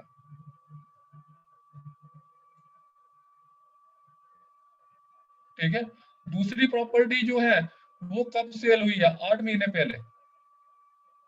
8 महीने पहले मीन्स अप्रोक्सीमेटली 3 क्वार्टर हो गए, तो एक क्वार्टर में 1% है तो 3 क्वार्टर में 3% इंक्रीज हो जाएगा, तो वो 3% हो गया हमारा। तीसरी प्रॉपर्टी जो है वो 18 महीने पहले सेल हुई है, मतलब 6 क्वार्टर हो गए, तो तीसरी प्रॉपर्टी में हम कितने परसेंट इंक्रीज करेंगे, 6%। हमने 6% कर दिया। अब हमने कहा है कि हमारी प्रॉपर्टी जो है वो ब्रांड न्यू प्रॉपर्टी है। क्वेश्चन में दिया कि ये ब्रांड न्यू प्रॉपर्टी है, और ब्रांड न्यू बिल्डिंग के लिए क्या है कि ब्रांड न्यू प्रॉपर्टी जो है वो दूसरी प्रॉपर्टी से 4% प्रीमियम पे बिकेगी। क्वेश्चन में उसने लिखा है कि ब्रांड न्यू प्रॉपर्टी जो है वो दूसरी प्रॉपर्टी से 4% प्रीमियम में बिकेगी। वो तीनों प्रॉपर्टी जो है वो पुरानी है, ज्यादा से ज्यादा 5 साल पुरानी है, इन पे डेप्रिसिएशन तो कोई लगेगी नहीं। उसने कहा कि 5 साल प्रॉपर्टीज को जो है वो अप्रोक्सीमेटली हम नई ही मान लेंगे, ब्रांड न्यू नहीं मान लेंगे, बस न्यू मान लेंगे। तो हर एक प्रॉपर्टी पे अब कितना इंक्रीमेंट लगेगा? 4% लगेगा, कोई हमारी प्रॉपर्टी ब्रांड न्यू है, दूसरी प्रॉपर्टी कोई 3 साल पुरानी है, कोई 5 साल पुरानी है, तो इनके उस पे जो एज का इंक्रीमेंट लग गया है, एज का इंक्रीमेंट तीनों प्रॉपर्टी पे 4% हो गया। ये बात समझ आ गई? तीसरी चीज आ गई क्वालिटी। क्वालिटी में क्या कहा कि हमारी प्रॉपर्टी 2 नंबर प्रॉपर्टी और 3 नंबर प्रॉपर्टी तीनों की क्वालिटी एवरेज है, लेकिन जो 1 नंबर प्रॉपर्टी है उसकी क्वालिटी एवरेज अबव एवरेज है, तो उसको अपनी प्रॉपर्टी पे लाने के लिए उसको रिड्यूस करना पड़ेगा, वहां पे डिक्रीमेंट लगानी पड़ेगी ताकि हमारे लेवल पे आवे। वो हमने 2% एज्यूम कर लिया, -2% उसको कम कर लिया अप्रोक्सीमेटली। अब हमने टोटल एडजस्टमेंट निकालनी है। टोटल कितने होंगे? 2 + 4 6, 6 - 2 4%। सिमिलरली 3 + 4 7% इसमें हो गए दूसरी प्रॉपर्टी में। तीसरी प्रॉपर्टी में कितना हो गया? 10% एडजस्टमेंट करनी है हमने, पॉजिटिव आ रही है तीनों। तो हम हमारा जो प्राइस था 100.94 उसको हम एडजस्ट करके वो हो गया आपकी एडजस्टेड प्राइस, जो 4% इंक्रीज होगा 104.98। जो हमारा प्राइस 100.94 निकाला था उसको हमने एडजस्ट कर लिया, वो 100.98 आ गया। सिमिलरली जो 9.91 था वो एडजस्ट करके हमारा 9.97.27 हो गया, 7% इसमें इंक्रीमेंट हो गया। सिमिलरली 87.44 था, इसमें कितने परसेंट इंक्रीज होना है? 10%, ये 96.18 आ गया। और तीनों प्रॉपर्टी, चारों प्रॉपर्टी को एक लेवल पे लाने के लिए हमने एट्रीब्यूट्स जो है वहां पे देखा कहाँ पॉजिटिव आना, कहाँ नेगेटिव आना, एक लेवल पे लाने के लिए।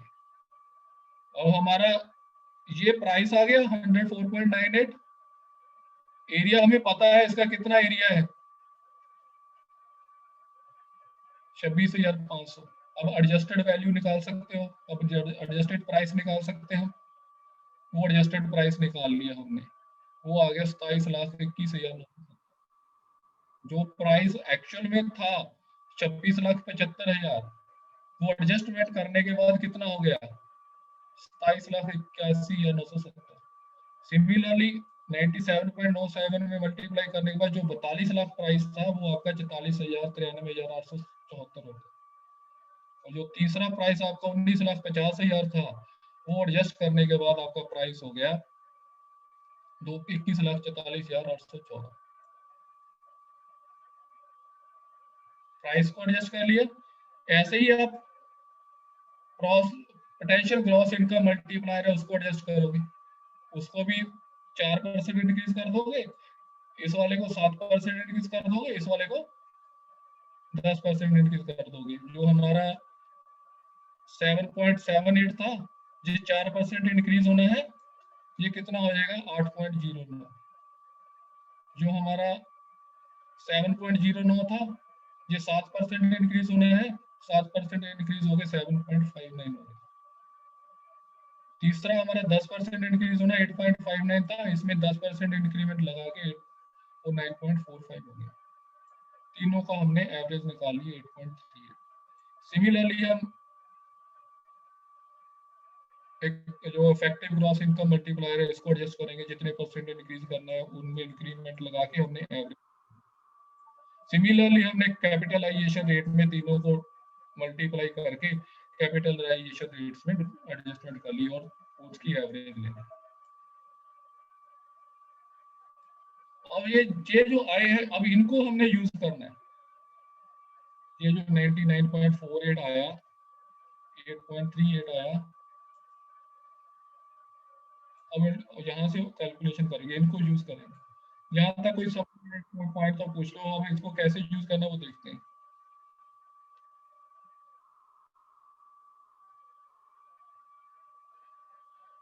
ये तीनों हमने निकाल लिए एडजस्टेड। पहले निकाले थे मल्टीप्लायर, अब उनको एडजस्टमेंट करके एडजस्टेड निकाले। अब इनको यूज करके हम वैल्यू निकालेंगे। अब वो कैसे निकालनी है? अब देखो, हमने पोटेंशियल ग्रॉस इनकम निकालनी है। पोटेंशियल ग्रॉस इनकम हमारी 24,000 है। स्क्वायर फीट हमें एरिया दिया है। हमारी जो बिल्डिंग है उसका एरिया कितना है? 24,000। 15 रुपए पर स्क्वायर फीट एरिया हमारा रेंट है। तो 24,000 को 15 से मल्टीप्लाई करेंगे तो हमारी जो हमारे वाली बिल्डिंग है उससे कितनी इनकम हो रही है? 3,60,000। और हमें दिया है कि 6% वैकेंसी रहेगी। 6% वैकेंसी रहेगी मतलब 21,600 कम हो जाएगा 3,60,000 का। तो हमारी इफेक्टिव ग्रॉस इनकम हो जाएगी 3,38,400। ठीक है।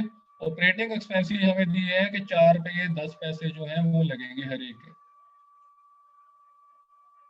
तो वो आपका आ जाएगा 98,400 रुपये। तीसरा, नेट ऑपरेटिंग इनकम क्या होगी? इफेक्टिव ग्रॉस इनकम में से 98,400 माइनस कर दोगे, 2,40,000 आपकी नेट ऑपरेटिंग इनकम है। अब हमारे पास तीनों चीजें आ गई। पोटेंशियल ग्रॉस इनकम आ गई, इफेक्टिव ग्रॉस इनकम आ गई, नेट ऑपरेटिंग इनकम आ गई। अब इन तीनों से आप वैल्यू निकाल सकते हो। हमने क्या करना है? प्राइस पर स्क्वायर फीट। प्राइस पर स्क्वायर फीट हमने निकाला है। एवरेज कितना निकाला है? 99.48। हमारा एरिया कितना है?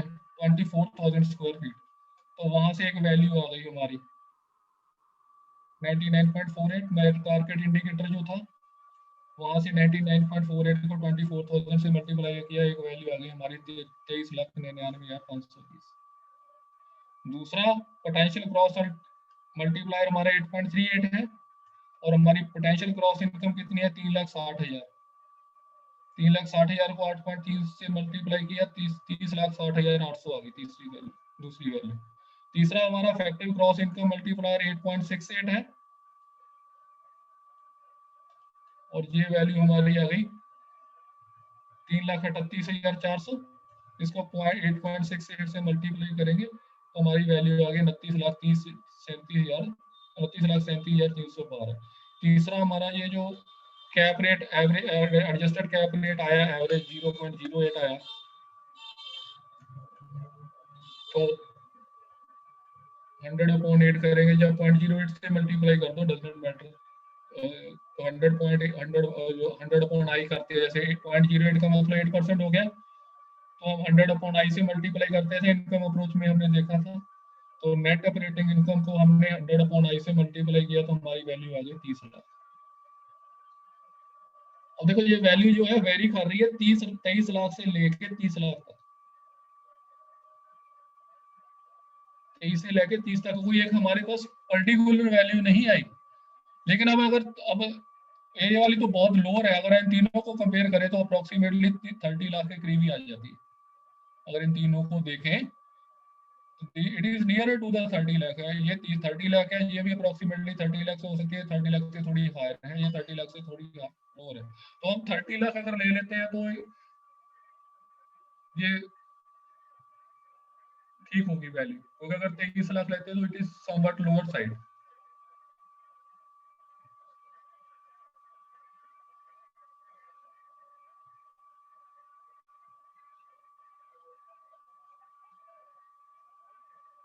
तो इस तरीके से हम सेल्स कंपैरिजन अप्रोच लगा के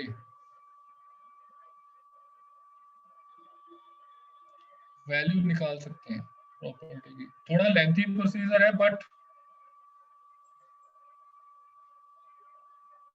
वैल्यू काफी जो है वो डिफेंड करने के लिए, कल को अगर आप कोई वैल्यू लेते हो, इसकी वैल्यू 30 लाख कैसे निकाली, अदरवाइज कोई भी दो प्रॉपर्टीज आपस में सिमिलर नहीं होगी। उन दोनों प्रॉपर्टीज को, सभी प्रॉपर्टीज को एक लेवल पे पहले लाना पड़ेगा हमें। ये मेथड है, this is called sales comparison method. इसमें कोई डाउट है? कोई नई चीज समझ आई तो समझ लो, पूछ लो।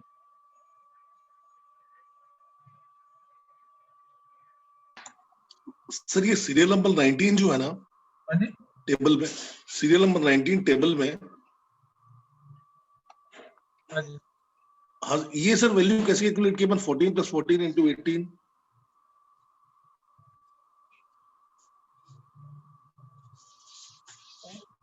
तो सिर्फ मैंने बताया कि जो 14 पे वैल्यू आई थी उसको 14 जी ये ये आया था 4%, उसमें ऐड हो गया सर। वो एक फार्मूला था, वैसे ही बना के रखा कि समझ आ जाए आपको। बेसिकली क्या किया कि 100.94 को 4% इंक्रीज किया है। ओके 14 नंबर वाला रो था, 14 नंबर को हमने 18 नंबर वाली रो 4% है, 4% को 100.94 इंटू 4/100 से मल्टीप्लाई करके जो कंपोनेंट आया वो 14 वाले में ऐड कर दीजिए बेसिकली। अच्छा ओके फाइन ये याद राइट सर ये जो नीचे लिखे इसको समझने के लिए, अदरवाइज तो कुछ नहीं है। ये कहाँ से आया? राइट सर कई बार क्या होता है कि 2-3 दिन महीने के बाद जब आप देखते हो तो कहाँ से आई ये वैल्यू।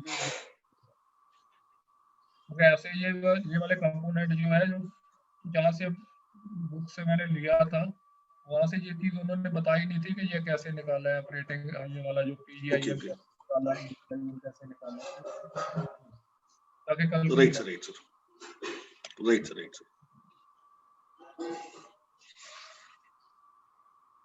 और डाउट है तो उसमें पूछ लो। ऐसा क्वेश्चन वैसे मतलब सिलेबस में है, लेकिन क्वेश्चन कभी पेपर में नहीं आएगा इतना लेंथी।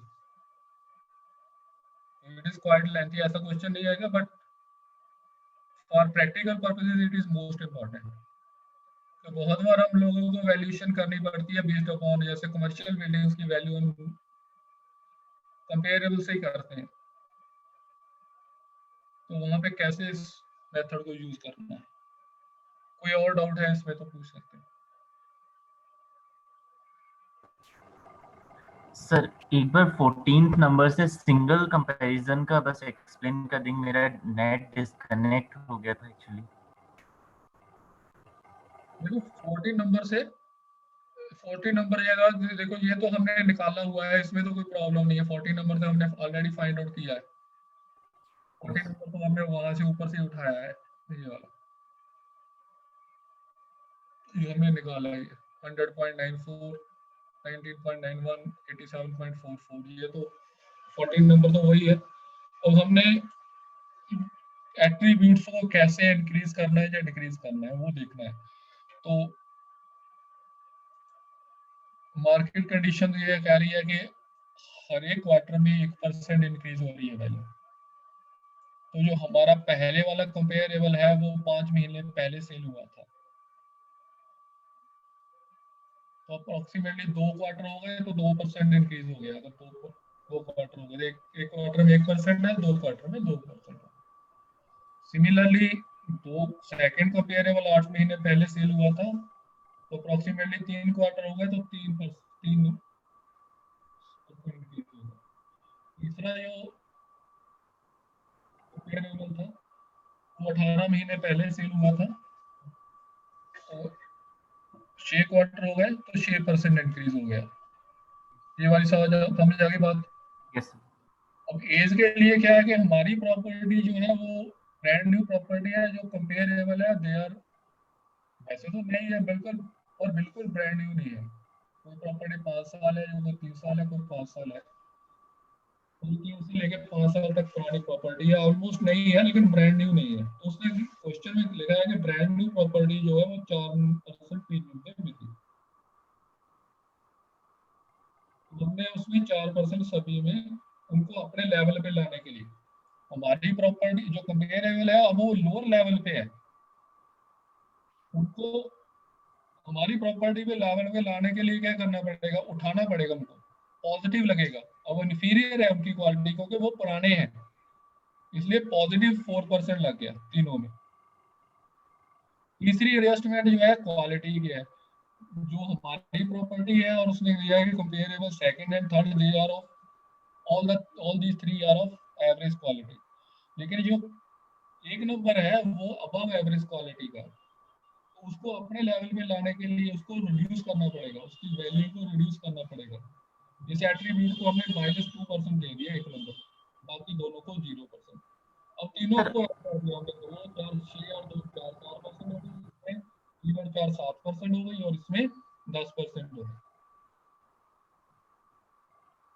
इस तरीके से टोटल एडजस्टमेंट कर दी, तो टोटल एडजस्टमेंट करके सभी वैल्यूज को हमने चेंज कर लिया।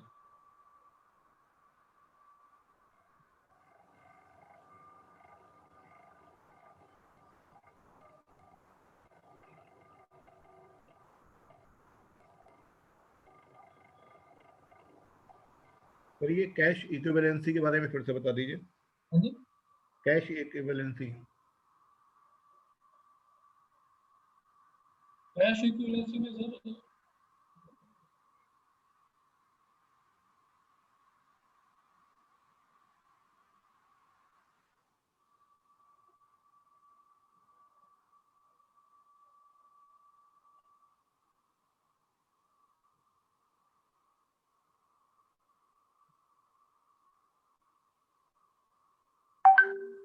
ओनरशिप इंटरेस्ट के बाद आया होगा सर, ये उस कंपैरिजन में।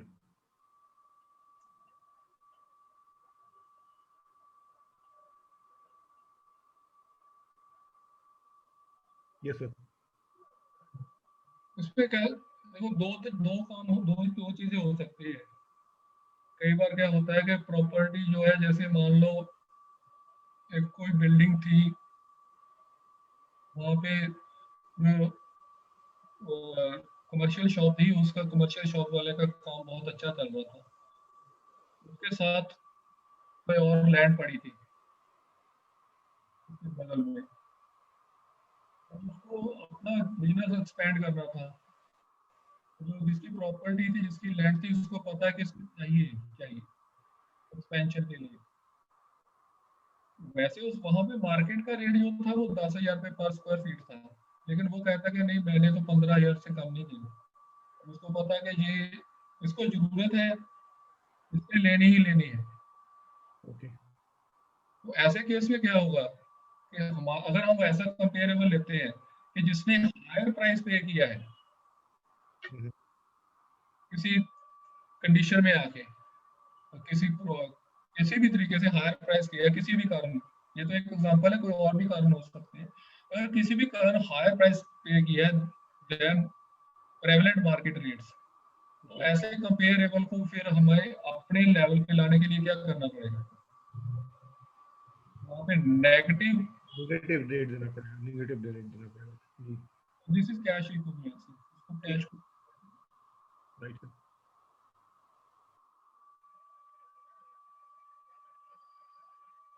तो जहाँ तक कोई और डाउट है तो सर वो जो डायग्राम था ना इसका कर्व्स का, डिमांड सप्लाई कर्व का, सर उस ऊपर सर और ऊपर जहाँ पे डिमांड कर्व है सर, ये जो एस से कर्व दिखाई हुई है सर, ये भी तो सप्लाई कर्व होती है ना एस से। एक्चुअली अगर आपने इक्विलिब्रियम निकालना है तो उसके लिए ये बताने की जरूरत नहीं है वैसे। अच्छा, क्योंकि सर इकोनॉमिक्स में ये ऐसी कर्व बताई गई थी, लेफ्ट टू राइट।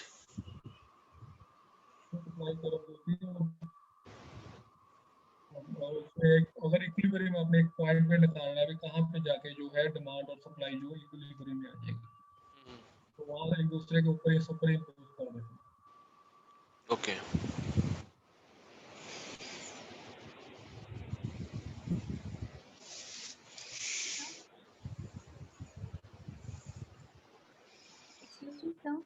हाँ जी, हाँ जी। सर आपने वो एक टेबल बताया था ना, सब्जेक्टिव प्रॉपर्टी और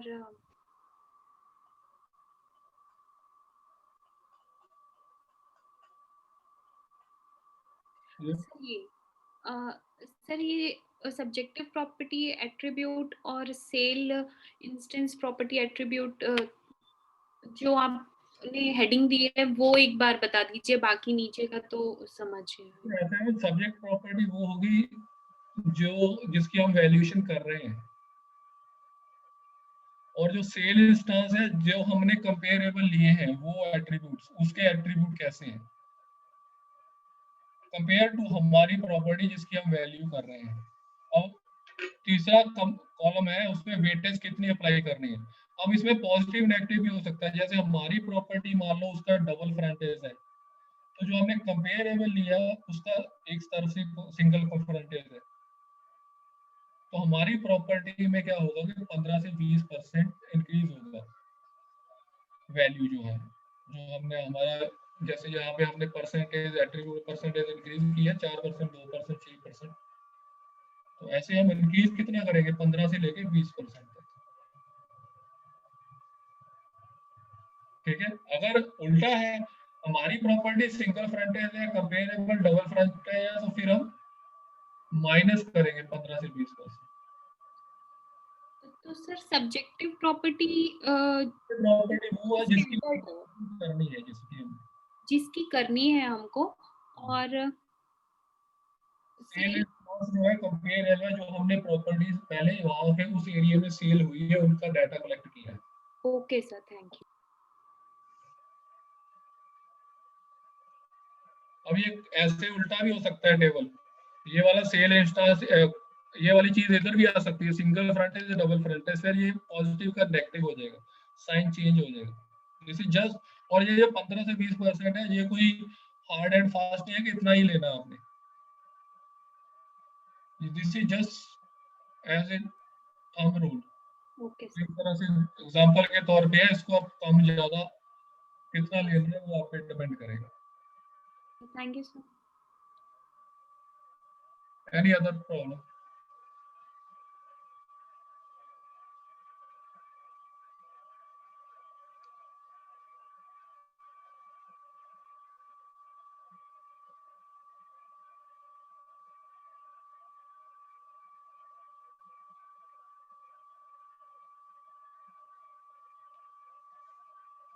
ठीक है, जहाँ तक कोई और प्रॉब्लम है तो पूछ लो।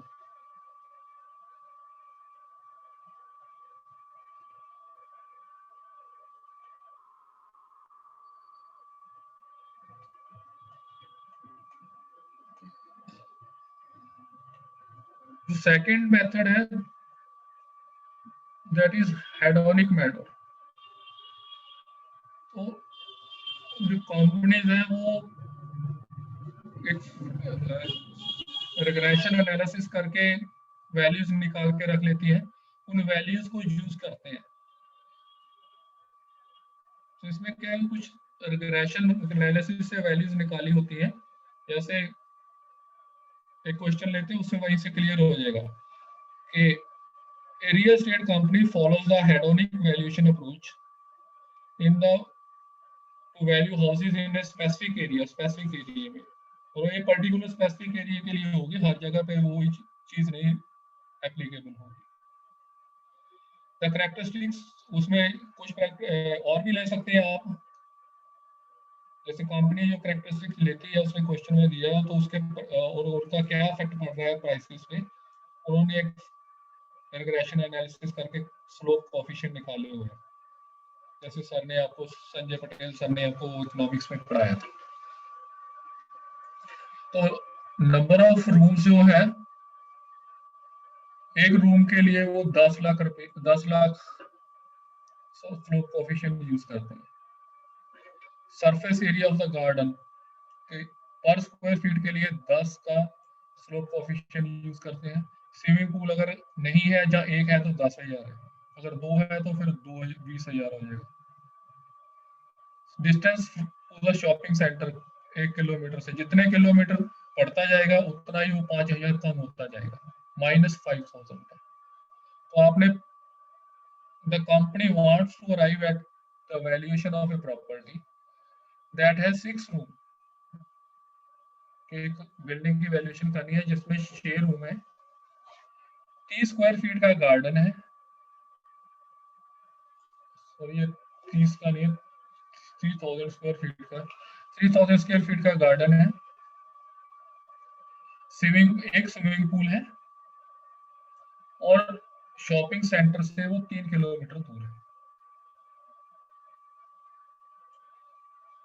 Calculate the value of the property. तो इसमें सिंपली क्या करना है कि वैल्यू पर square feet of the property is 10 lakh और number of room into number of rooms कर देना है हमने, plus 10 into garden surface plus 10 into swimming pools minus, अब ये वाला कोफिशिएंट आपका माइनस का है तो यहाँ पे माइनस आ जाएगा 5000 into distance from the shopping centre.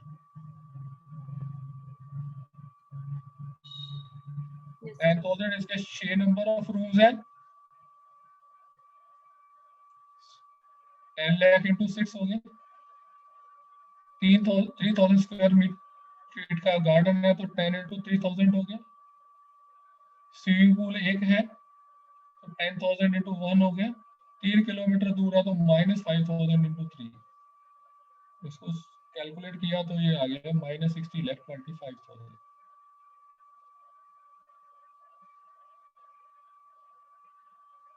So this is one of the method.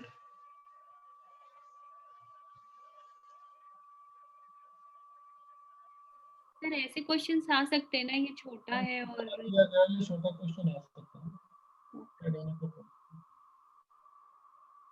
मतलब हेडोनिक अप्रोच बेसिकली आपको समझ होनी चाहिए कि कैसे करते हैं इसमें।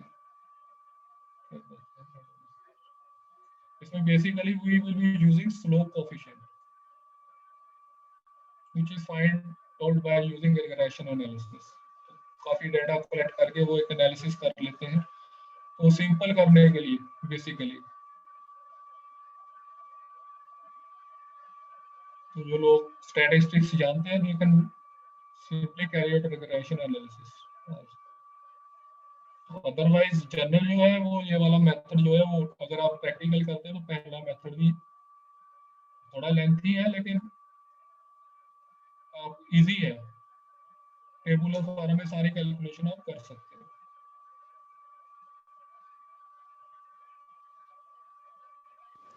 सर ये फर्स्ट मेथड का क्या नेम है, जैसे सेकंड का तो हेडोनिक मॉडल है। Sales comparison approach, comparison approach, sales comparison.